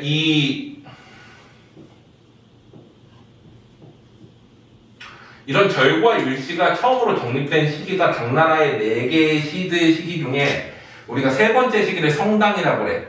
완성된 단계, 당나라 시가 완성된 단계, 동아시아의 한시가 완성된 건데 절과 율시로 완전히 고정된 시기야.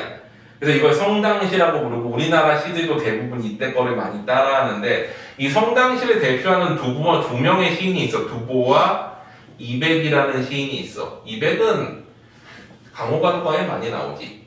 근데 두보라는 시는 우리나라 사람들이 좋아해가지고 두공부시연에 두보의 시를 언문으로 해석했다. 두공부, 두자미라고 얘기하는데 두보의 호 내지는 자야. 그래서 두보의 시를 언문으로 해석한 시가 있는데 이 정도로 우리나라 사람들은 두보의 시에 되게 진심이었거든. 사실은 강호가도가에 얘가 더 많이 나오지만 이 한시를 대표하는 두 시인이라고 생각해봐. 이 두보가 가장 많이 쓴 시 형태가 있었어. 이게 뭐야? 선경, 후정, 앞에 경치, 뒤에 정서. 그래서 앞에 경치, 뒤에 정서를 배치하는 방법을 선경후정이라고 아예 딱 명사화 시켰는데 이게 원래 두보시에서 나온 방법이야. 그 한시의 방법에는 기승전결, 수함경미, 선경후정 같은 것들이 다 한시에서 나온 시상전개 방법이다. 이해되지? 이게 뭔지 알아야 되는 거야. 이렇게 딱 문제에 나왔을 때 뭐 선경후정을 가지고 있다, 기승전결을 가지고 있다, 수함경미를 가지고 있다, 뭐 이런 형태를 가지고 있다 이러면 알면 되는 거야. 그리고 남은 거 뭐야? 이런 건 많이 알잖아. 반복과 변주라던가 아까 얘기했던 운율 형성 요소 중에 하나지. 반복을 하면서 변화를 주는 변주 내지는 변주, 아니면 뭐 수미상관 이런 것들도 시상전개의 방법이지. 또 연상에 의한 시상전개. 연상은 뭐야? 뭐에서 뭐를 떠올리고 뭐에서 뭐를 떠올리고 이런 거. 연쇄랑은 약간 다르지. 연쇄는 어때? 우리 백석의 그 동해처럼 뭔가 여기서 꼬리에 꼬리를 물어야 연쇄인데 그냥 A에서 B를 떠올려서 B에서부터 또 C를 떠올리고 이렇게 하면 연상인 거야 그냥. 이해되지?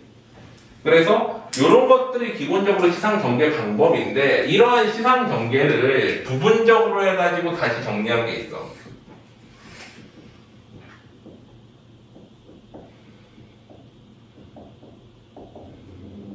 세 가지. 자, 봐봐. 우리 지난번에 비약법 했을 때 기억나? 시상의 비약. 시의 흐름에서 필요 없는 부분을 건너뛰는 걸 시상의 비약이라고 그러지. 자, 그 다음에 시상의 집약이라는 표현이 있어. 집약은 뭐야? 보통은 주제어, 주제행 같이 시의 흐름이 압축되어 있는 부분을 시상의 집약이라고 그래. 남신이조 유동 박시봉방에 보면 갈매나무와 같은 삶을 살고 싶다라고 갈매나무가 딱 나오잖아, 주제어로. 뭐야? 그게 시상이 집약되어 있는 거야. 거기 압축되어 있으니까. 또 시상의 전환은 뭐야? 시의 흐름이 바뀌는 걸 시상의 전환이라고 그러지. 그래서 보통은 얘는 어디에 나와? 역적의 접속부사에서 많이 나오지. 역접의 접속부사는 그러나 하지만 그런 데 같은 데에서 주로 많이 나와. 꼭 이게 아니더라도 시의 흐름이 바뀌면은 시상 전환이 나오지. 여기까지 하면 이제 시상 전개에 관한 우리가 문제를 풀 때 필요한 모든 이론들을 다 정리한 거야. 이해돼? 그래서 우리가 시를 풀 때는 적어도 지금 정리했던 내용들은 싹 다 알고 있어야 된다. 그게 기본적인 고등 과정에서 알아야 될 내용들이야. 됐니? 질문. 자, 수라부터 나가보자. 127페이지 봐봐. 자, 수라는 화자는 이제 범위를 버리는 사람이잖아. 범위를 버리는 사람. 자, 여기 지금 이 시에 나타나는 시상전개 방법은 뭐야? 잘 보면은 글자 수가 점점 늘어나고 시의 행수도 늘어나고 범위에 대한 정서도 늘어나. 그래서 뭐야? 점층적 경계에 가지고 전개가 돼. 나타나는 경계가 성자는 따로 나타나지 않지. 이렇게 돼야.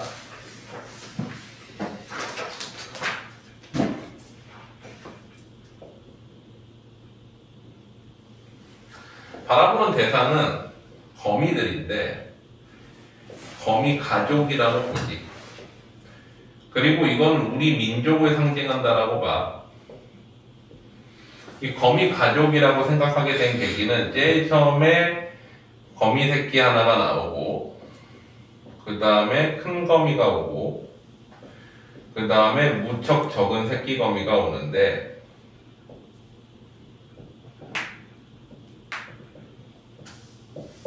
이거에 대한 정서가 처음에는 아무 생각이 없다가 연민으로 바뀌어가는 과정 자체가 이제 이거의 주제의식과 관련이 있는 거지. 그래서 사실 이거의 이 글에 대한 주제는 가족 공동체가 붕괴된 현실에 대한 연민과 공동체 회복이 소망하는 거지.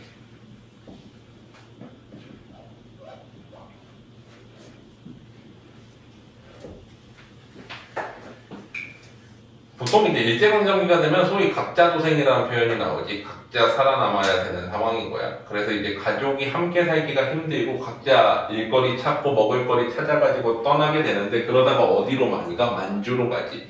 그래서 거미를 이제 보다가 그 거미 가족을 내가 어떻게 하다 보니까 이제 밖에 버리면서 해체시킨 것 같아. 그래서 아, 이 거미 가족이 바깥에 추운데 가서라도 좀 함께 모였으면 살면 좋겠다 라는 소망이 나타나는 거지. 그래서 이 거미 가족을 밖으로 버린데 그 밖은 만주 같은 공간인 거야.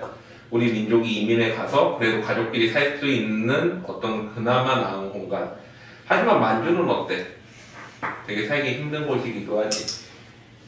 그 만주 옛날에 살던 시대 사람들 얘기 들어보면 낮에는 일본군, 밤에는 광복군, 그리고 어떨 때는 마적대가 와가지고 털어가지. 광복군들이 오면은 이제 그 독립군들이 오면은 이제 독립운동할 때 좀 필요한 걸 좀 그 달라고 이렇게 얘기를 한데 그럼 밤에 이렇게 줘야 되고 아침에 일본군들 오면은 이제 또 적당히 저거 해야 되고 그러고 이제 마적대 오면 털리지 않으려고 싸워야 되고 그게 이제 만주 상황이었던 거예요. 치안도 되게 불안하고. 그래서 이제 그런데 살다 보니까 이제 힘겹게 살아갈 수밖에 없지만 어쨌거나 가족이 함께 살 수 있는 공간이다. 이런 게 나오는 거지.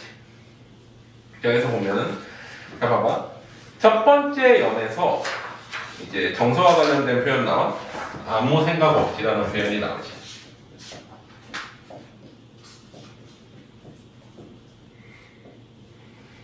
큰 거미, 두 번째 연에 큰 거미 보면 가슴이 짜릿하다, 서로 한다라 나오지.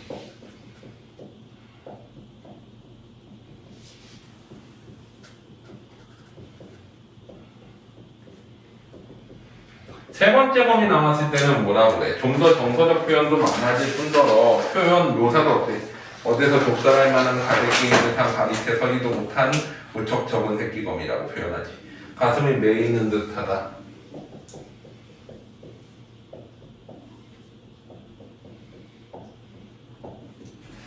서럽게 한다. 그리고 맨 마지막에 뭐라고 나와? 슬퍼한다. 뒤로 갈수록 정서 표현도 많아지고 묘사도 더 많아지지. 관심이 더 가는 거야. 점층적 전개가 나타나. 점층법이지. 점점 갈수록. 자, 그래서 앞에서부터 보면은 거미 새끼 하나 방바닥에 날린 것은 아무 생각도 없이 문 밖으로 쓸어버린대. 처음에는 이제 관심이 없지. 차디 찬밤이다. 차가운 밤이야. 어느 땐가 새끼 거미 쓸려나간 곳에 큰 거미가 왔는데 나는 가슴이 찌릿하다, 짜릿하다. 나는 또 큰 거미를 쓸어버리며 문 밖으로 버리면서 찬밖에라도 새끼 있는 대로 가라고 하며 서러워한다. 뭐야, 가족이 이제 내가 가족을 시킨 게 아닌가 하고서 이제 가족이 다시 만났으면 하고 만주에 해당하는 그런 비슷한 공간을 밖으로 보내는 거지. 이렇게 해서 아린 가슴이 싹기도 전이다. 어디서 족살할 만한 가래에서 가재 깨인 듯한 발이 채 서지도 못한 무척 적은 새끼 거미가 이번에는 큰 거미 없어진 곳으로 와서 아물거린다. 나는 가슴이 왜 있는 듯하다. 내 손에 오르기라도 하라고 나는 손을 내어미나 분명히 울고불고한 이 작은 것은 나를 무서워히 달아나 버리면서 나를 서럽게 한다. 나는 이 작은 것을 보드러운 고이에 받아 또 문 밖으로 버리면서 이것의 엄마나 누나, 형이 아까 버렸던 거미들이 가족이라고 생각하는 거지. 가까이 이것에 걱정을 하며 있다가 쉬이 만나기라도 했으면 좋으련만. 이거는 뭐야? 우리 민족이 붕괴된 가족 공동체가 다시 만났으면 좋겠다라는 어떤 소망이 나타나는 거지. 그래서 이 시의 제목인 수라는 원래 뭐의 준말이야? 아수라의 준말이고 아수라계의 의미야. 아수라는 뭐야? 아수라는 이제 그 불교에 나오는 되게 독한 귀신들이 있는 곳에 아수라계라고 그러지. 아수라는 그 귀신의 이름이고. 그래가지고 아수라계 같은 뭔가 지옥 같은 이 상황을 표현한 거라고 봐. 이 시 제목 자체가. 그래서 수라라고 제목을 붙인 거지. 자, 그 다음에 뒤로 가보자.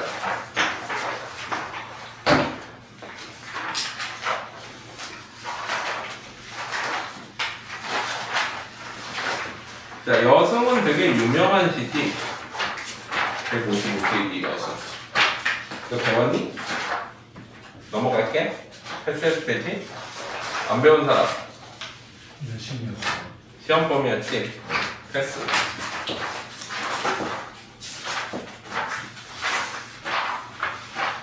그 다음에 176페이지 여운한 거죠.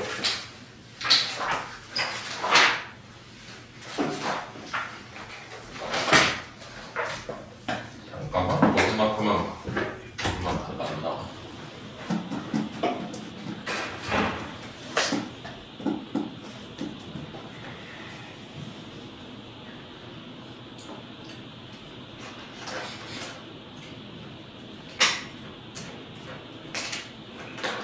자, 여운한 골적은 여우가 나온다는 골짜기 시옷. 이거 뭐야? 반영적 조사지. 우리 중세국어 할 때 나오지. 골짜기의 가족 이란 뜻이야. 화자는 어린 나이거나 어린 시절을 회상하는 나야.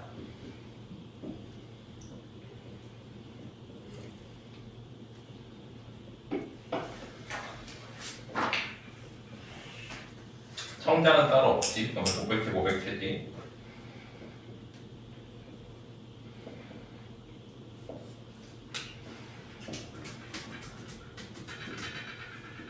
바라보는 대상은 처음에 뭐가 나와? 명절날 분위기가 나오는데 명절날에 처음에 뭐부터 나와?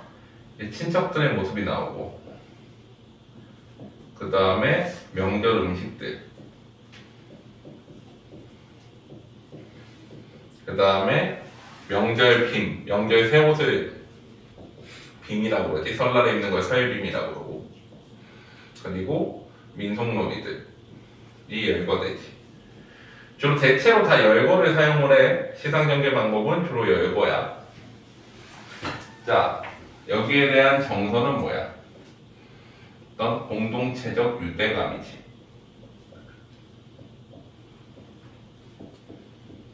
주제는 그래서 뭐야? 명절날 느끼는 친척들 간의 공동체적 유대감이지.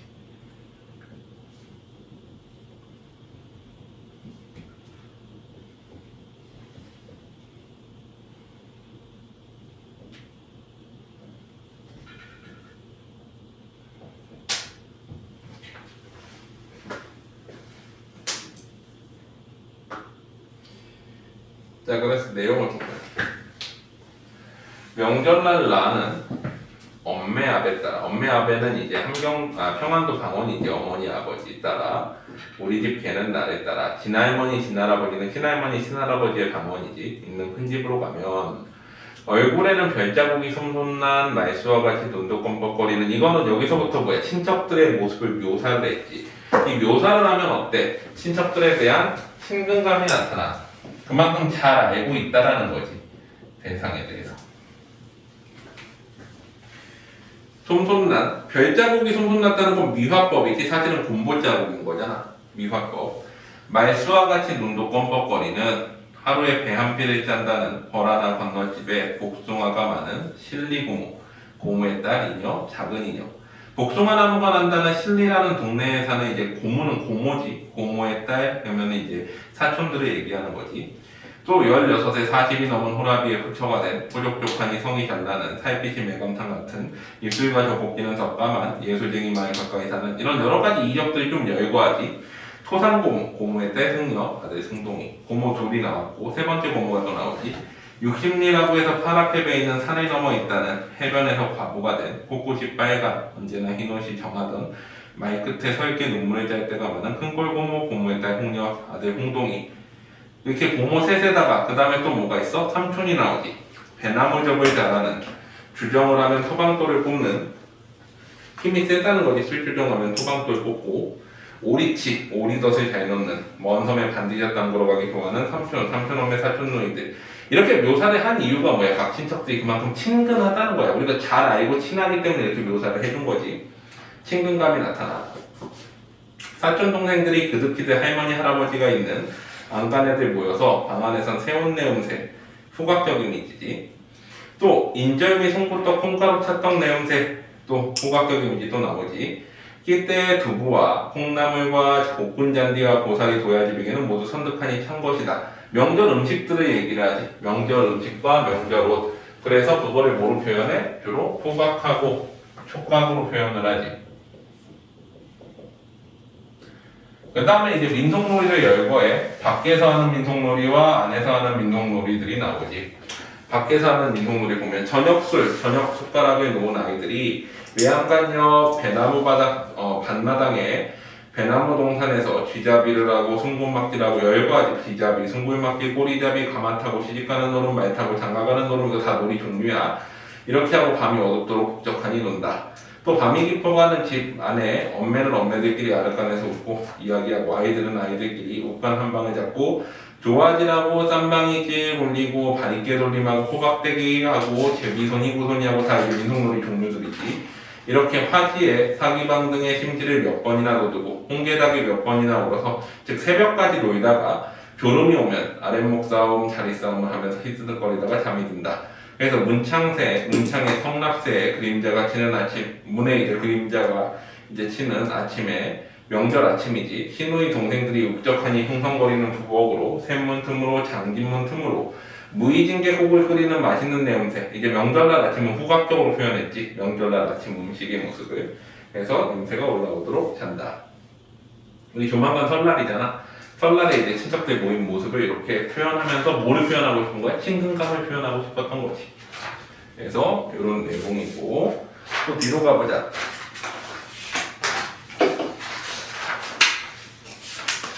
정막강산 페이지 198페이지.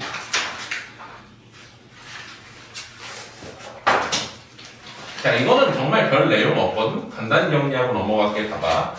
우리 정막강산이라는 건 뭐야? 정막하다는 거지. 소리가 없다라는 거야. 근데 정막강산에 보면 계속 무슨 소리 이렇게 나오거든? 정막한데 소리가 있어. 근데 이 소리는 뭐를 더 부각시켜주는 효과가 있어? 이 정막을 더 부각시켜줘. 자, 봐봐. 우리가 되게 고요한 아무도 없는 무슨 공원 같은 데 가면은 되게 고요하다 보니까 뭔가 되게 조그만 소리도 크게 들리지. 멀리서 오는 새 소리, 막 곤충 소리 이런 것들. 마찬가지야. 봐봐. 오이밭에 벌배채 통이 기는 때, 가을이지. 배경은 가을이야. 근데 산에 오면 산소리, 벌에 오면 벌소리. 실제 소리가 있을까? 뭔가 소리가 있겠지만 더 고요하기 때문에 잘 들린다는 거야, 실제로는. 산에 오면 클소밭의 뻐꾸기 소리, 잔솔밭의 덜거기 소리 다 뭐야? 이 소리들은 새 소리들이야. 새 소리. 새 소리는 뭐를 부각시켜줘? 아무도 없다라는 적막감을 더 부각시켜주는 거지. 그래서 이 시의 주제는 뭐야? 적막을 통해서 느끼는 거는 고독감이거든. 그래서 뭐를 부각하고 싶은 거야? 자연 속에서 느끼는 삶의 고독함이야.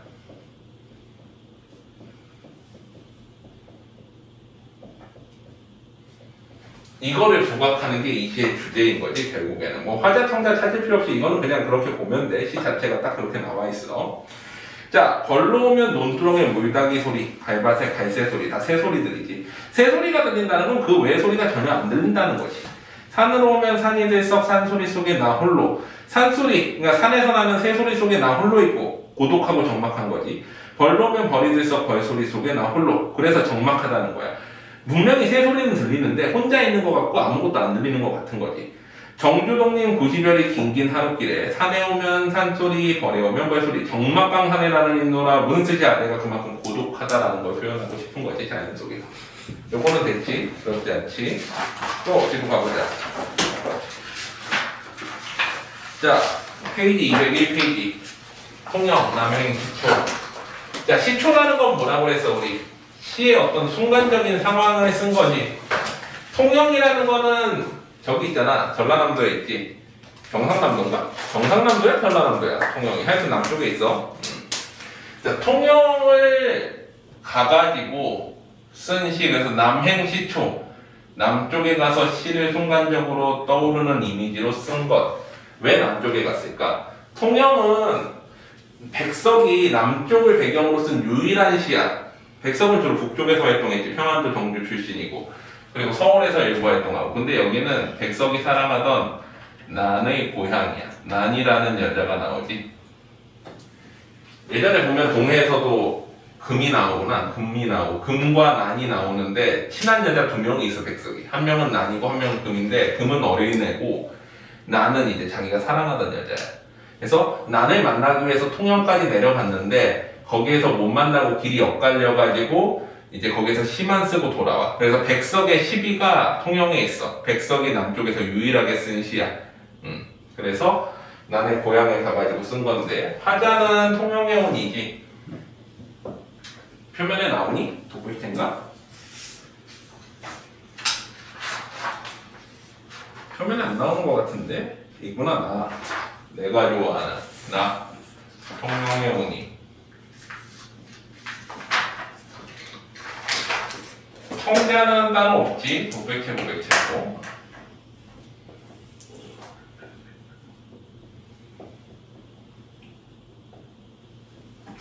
바라보는 대상은 통영이라는 동네지. 통영은 난의 고향이지. 난이 사는 곳. 근데 여기 직접적으로 나오지는 않아.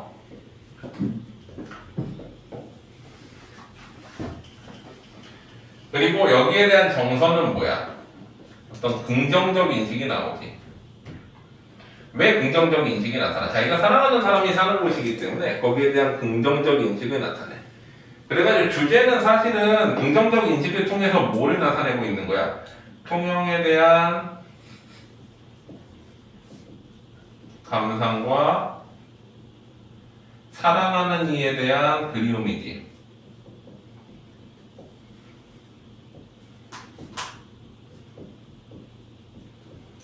맨 마지막에 보면은 이제 그리움이 나와. 누구를 생각한다 뭐 이러면서.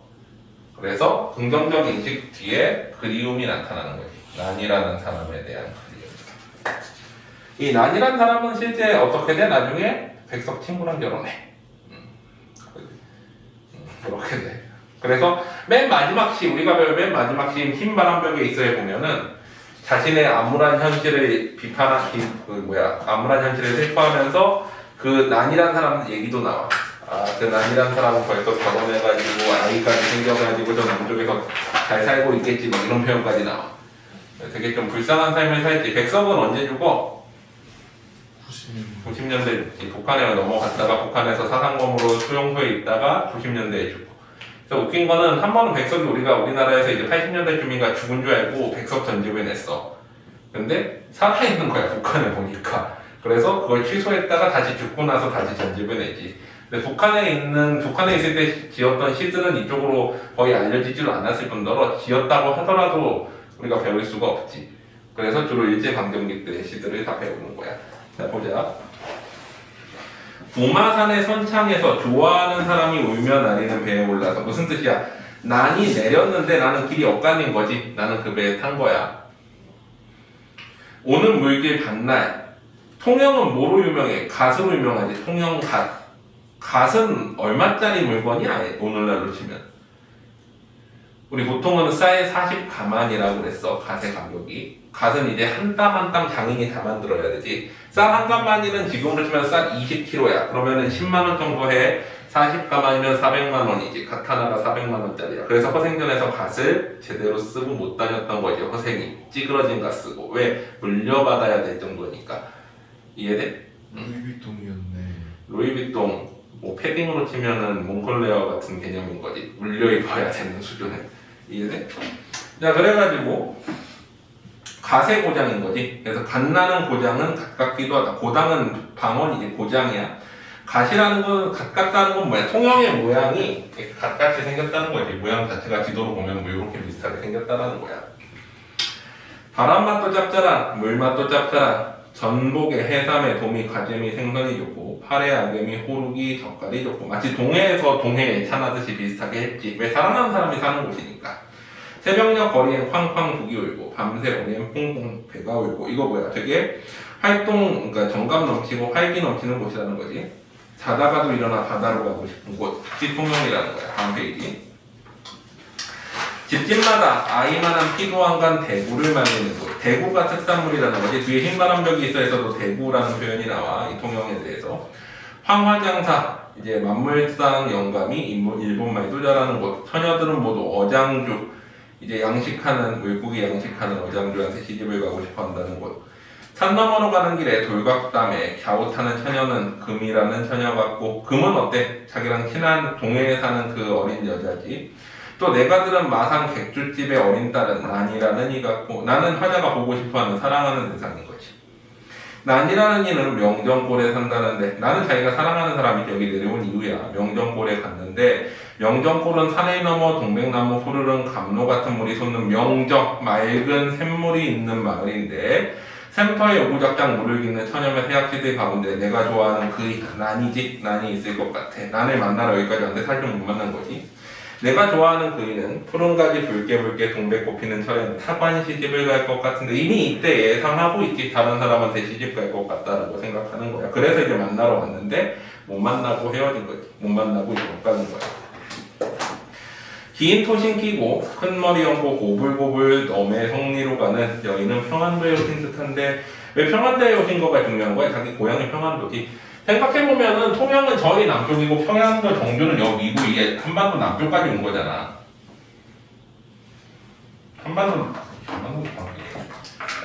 한반도 여기 끝에서 이 끝까지 온 거지. 그래가지고 이제 남쪽까지 왔기 때문에 고향 사람 본 것 같아서 또 반가운 거지. 꽃피는 철이 그 언제요? 옛 장수 모신 낡은 사당, 이순신 사당인 거지. 이순신의 사당에 돌충기에 주저앉아서 나는 이 저녁 울듯 한산도 바다에 뱃사공이 되어가며 령 낮은 집, 지붕 낮은 집. 통영의 특징이 지붕이 낮은 집. 담장 낮고 마당만 높은 집에서 열나흘다에 얻고 손바가 짖는 내 사람 누구야? 난. 그리워하는 난에 생각한다. 통영까지 와서 못 만나고 가니까 그리워하면서 쓴 시인 거지. 그래서 사랑하는 사람에 대한 그리움이 나타나고. 8원 서행시초, 서쪽으로 갔다가 쓴 시 중에 하나지. 자, 요거는 이제 여승이랑 되게 비슷해. 뭔가 이제 불쌍한 어린애가 하나 나오고, 여자애. 그리고 그거에 대해서 우리 민족, 불쌍한 우리 민족을 투영해가지고 우리 민족의 서글픈 삶에 대해서 표현한 시다라고 그래. 화자는 표면에 나오진 않는데, 묘향산행 승합차의 산이야.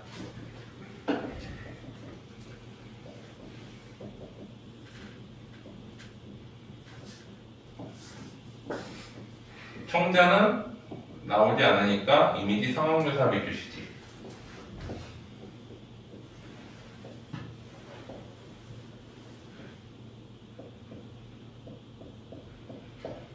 바라보는 대상은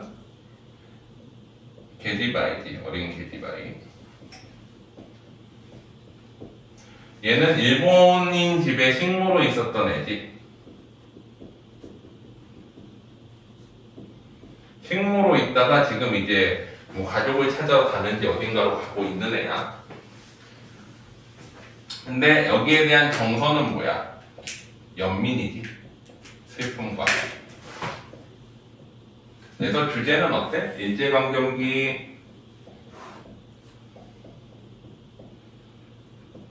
우리 민족의 힘겨운 삶에 대한 연민이 주제의식이겠지. 우리 민족을 상징한다고 봐.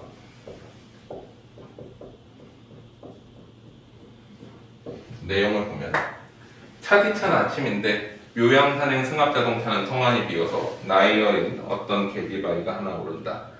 옛말 속같이 진진초록색 저고리를 입었대. 무슨 뜻이야? 옛말이란 건 옛 이야기 속 같은 진진초록색 새 저고리, 새 옷인데 요즘 스타일이 아니야. 되게 좀 옛날 스타일 옷을 지어 입었다라는 거지. 손잔등이 각고론처럼 몹시도 터졌다. 자, 이 진진색 초록색 새 저고리는 아마 일본인이 이제 지금까지 일하다가 고향으로 돌아가는 여자애를 위해서 만들어줬을 거야. 하지만 되게 옛날 스타일인 거지. 그리고 손이 섰다는 건 일본인 집에서 그만큼 고생을 했다라는 것을 의미해. 그래서 힘겨운 우리 민족의 처지가 나타나는 거지. 계지바위는 자성으로 간다고 하는데 자성은 예서 350리, 묘양산은 150리. 묘양산 어디에서 삼촌이 산다고 한다. 어쨌거나 이제 가족이나 친척을 찾아가는 상황이야. 새하얗게 오른 자동차 유리창에 내지인은 일본인을 상징하지. 일제강점기 때 내지인은 일본을 의미하니까 일본인이야. 일본인 주재소장, 파출소장 같은 어른과 어린아이 둘이 내임을 낸다. 계지바위는 운다. 느낌이 온다는 흐느낌이 온다야. 텅 빈 차 한 구석에서 어느 한 사람도 눈을 찢는다. 이 어느 한 사람은 뭐야? 화자의 분신일 수 있겠지. 사실 자기 자신일 수도 있는 거야, 화자. 자, 그래가지고 여기서부터 이제 화자의 상상이 나와. 이 뒤에 네 줄은 이 계지바위가 어떤 삶을 살아왔을지 참 불쌍하다 하면서 상상하는 부분인 거지. 계지바위는 몇 해고 내지인 주재소장 집에서 밥을 짓고 걸레를 치고 아이 보게를 하면서 이렇게 추운 아침에도 손이 꽁꽁 얼어서 찬물에 걸레를 쳤을 것이다. 자꾸 찬물 만지면 어떻게 돼? 손이 트지. 손이 트니까 이제 손이 갈라지고 그래서 힘겨운 삶을 상징하는 거야. 자, 그래서 8원 이렇게 듣고 이제 뒤로 가보자. 마지막 신가? 흰바람벽이 있어. 자, 요거는 이제 백석의 시를 맨 마지막으로 마무리할 만한 시야. 백석의 이제 힘겨운 삶에 대한 자기 삶에 대한 되돌아봄, 성찰이 나타나는 시인데, 흰 바람벽은 방에 있는 벽이야. 바람을 막아주는. 그래서 그냥 흰 방벽이라고 생각하면 되는데, 이 바람벽은 이제 스크린 같은 역할을 해. 화자의 정서가 들어가는. 그래서 화자는 나고 청자는 없으니까 그걸 키우고 있겠지.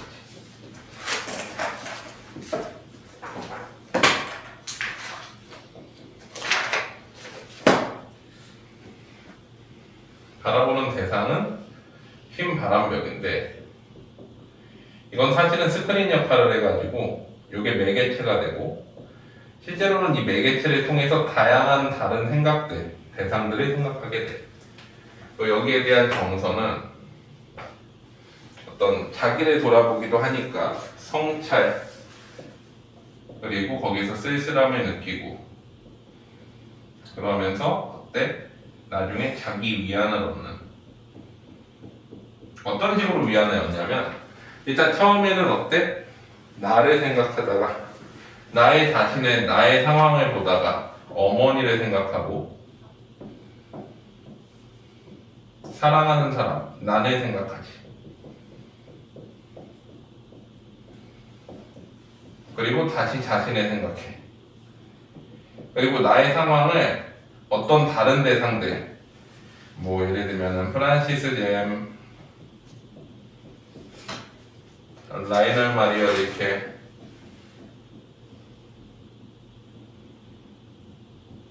오연명 같은 시인들 그 외에도 뭐 여러 사람들 윤동주의 변해는 밤에 나오는 여러 가지 라이널 마리아 릴케, 프란시스 잼 이게 여기서 뺏겨왔다라고 볼 수 있겠지. 이 사람을 워낙 존경했으니까 윤동주가 백석을. 그래서 이거와 동일시하면서 자기 위안을 얻는. 그래서 주제는 뭐야? 자신의 삶에 대한 성찰과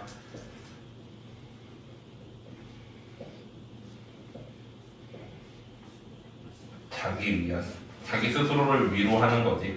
내가 이렇게 힘겹게 살지만 힘겹게 사는 이유는 하늘이 날 사랑해서 그래 라고 생각을 하는 거야. 자, 내용을 한번 보자. 오늘 저녁 이 좁다란 바람벽에 그냥 방해 안 되는데 이 흰 벽에 나의 생각이 떠오르는 것처럼 느껴지는 거지. 어쩐지 쓸쓸한 것만이 오고 간다. 쓸쓸한 생각 때문에 그런 거지. 이 흰 바람벽에 희미한 15촉 전등이 지치운 불빛을 내어던지고 15촉 전등이라는 건 뭐야? 전등이 너무 어두워가지고 촛불 15개를 밝혀놓은 것 같은 정도의 밝기. 우리가 이런 형광등은 몇만 촉 정도가 되지. 옛날에는 되게 이제 작은 전구들 15촉 정도 가난한 걸 나타내지. 지치운 불빛이란 건 감정이입이야. 내가 지쳤으니까 불빛이 지쳐 보이지. 지치운 불빛을 내어던지고 때글은 다 낡은 모명 셔츠가 어두운 그림자를 띄고 그리고 또 달디란 따끈한 감전 한 잔 먹고 싶어하고 생각하는 내 가지가지 외로운 생각이 헤매인다. 그런데부터 어때? 시상 전환이 일어나지. 뭐로 바뀌어? 자기 상황에서 어머니에 대한 생각으로 바뀌지. 그런데 이것이 또 어린 일인가? 이 흰 바람벽에 내 가난한 늙은 어머니가 있다. 흰 바람벽에 늙은 어머니가 있다는 건 그 늙은 어머니 생각을 한다는 거지 내가. 늙은 어머니가 이렇게 휘퍼러둥둥한 이 추운 날인데 차디찬 물속에 손은 담그고 문 옆에 빗물을 씻고 있다. 또 내 사랑하는 사람 누구겠어? 난이지. 내 사랑하는 어여쁜 사람이 있다. 어느 먼 앞대 기억나? 남쪽 바다라는 뜻이었지. 남쪽 바다의 조용한 개포가의 나지막한 집. 통영이잖아. 지붕이 낮은 집이니까. 그의 지압이 남편과 마주 앉아 대국국. 아까 대구 말린다고 했지. 통영에서는. 그래서 대국국을 끓여놓고 저녁을 먹는다. 벌써 어린 것도 생겨서 애도 생겨가지고 옆에 끼고 저녁을 먹는다. 얼마나 쓸쓸해. 어머니도 따로 있는데 고생하고 있고 사랑하는 사람은 다른 사람과 잘 살고 있고 나는 가난하게 살고 있는 거지. 자, 그런데 시상 전환이지. 여기서 또 시상 전환되지. 또 이지막하여. 이렇게 하면 너무 슬프잖아. 그래서 자기 위안을 하는 방법인데 어느 사이인가 이 흰 바람벽에 내 쓸쓸한 얼굴을 쳐다보며 이러한 글자들이 지나간다. 나는 이 세상에서 가난하고 외롭고 높고 쓸쓸하니 살아가도록 태어났다. 이거 자기 인식이지. 난 가난하고 외롭고 높고 쓸쓸하니 살아가는 거 어쩔 수 없는 것 같아. 그리고 이 세상에 살아가는데 내 가슴은 너무도 많이 뜨거운 것으로 호젓한 것으로 사랑으로 가득 찬다. 그리고 이번에는 나를 위로하듯이 나를 울력하는 거는 뭐 여러 사람이 합하여 이라고 해석하기도 하고 위협하다라고 해석하기도 해. 위협하듯이 눈질을 하며 주먹질을 하며 이런 글자들이 지나간다. 하늘이 이 세상의 내일적에 그 가장 귀하고 사랑하는 것들은 모두 가난하고 외롭고 쓸쓸하니 그리고 언제나 넘치는 사랑과 슬픔 속에 살아가도록 만든 것이다. 무슨 뜻이야? 나는 가난하고 외롭고 높고 쓸쓸하니 살아가는데 이건 내가 하늘이 사랑해서 하늘이 사랑하기 때문에 내가 이렇게 살아가는 거야.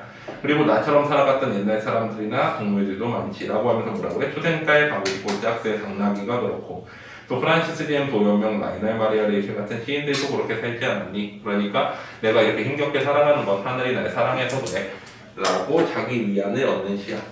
이해되니?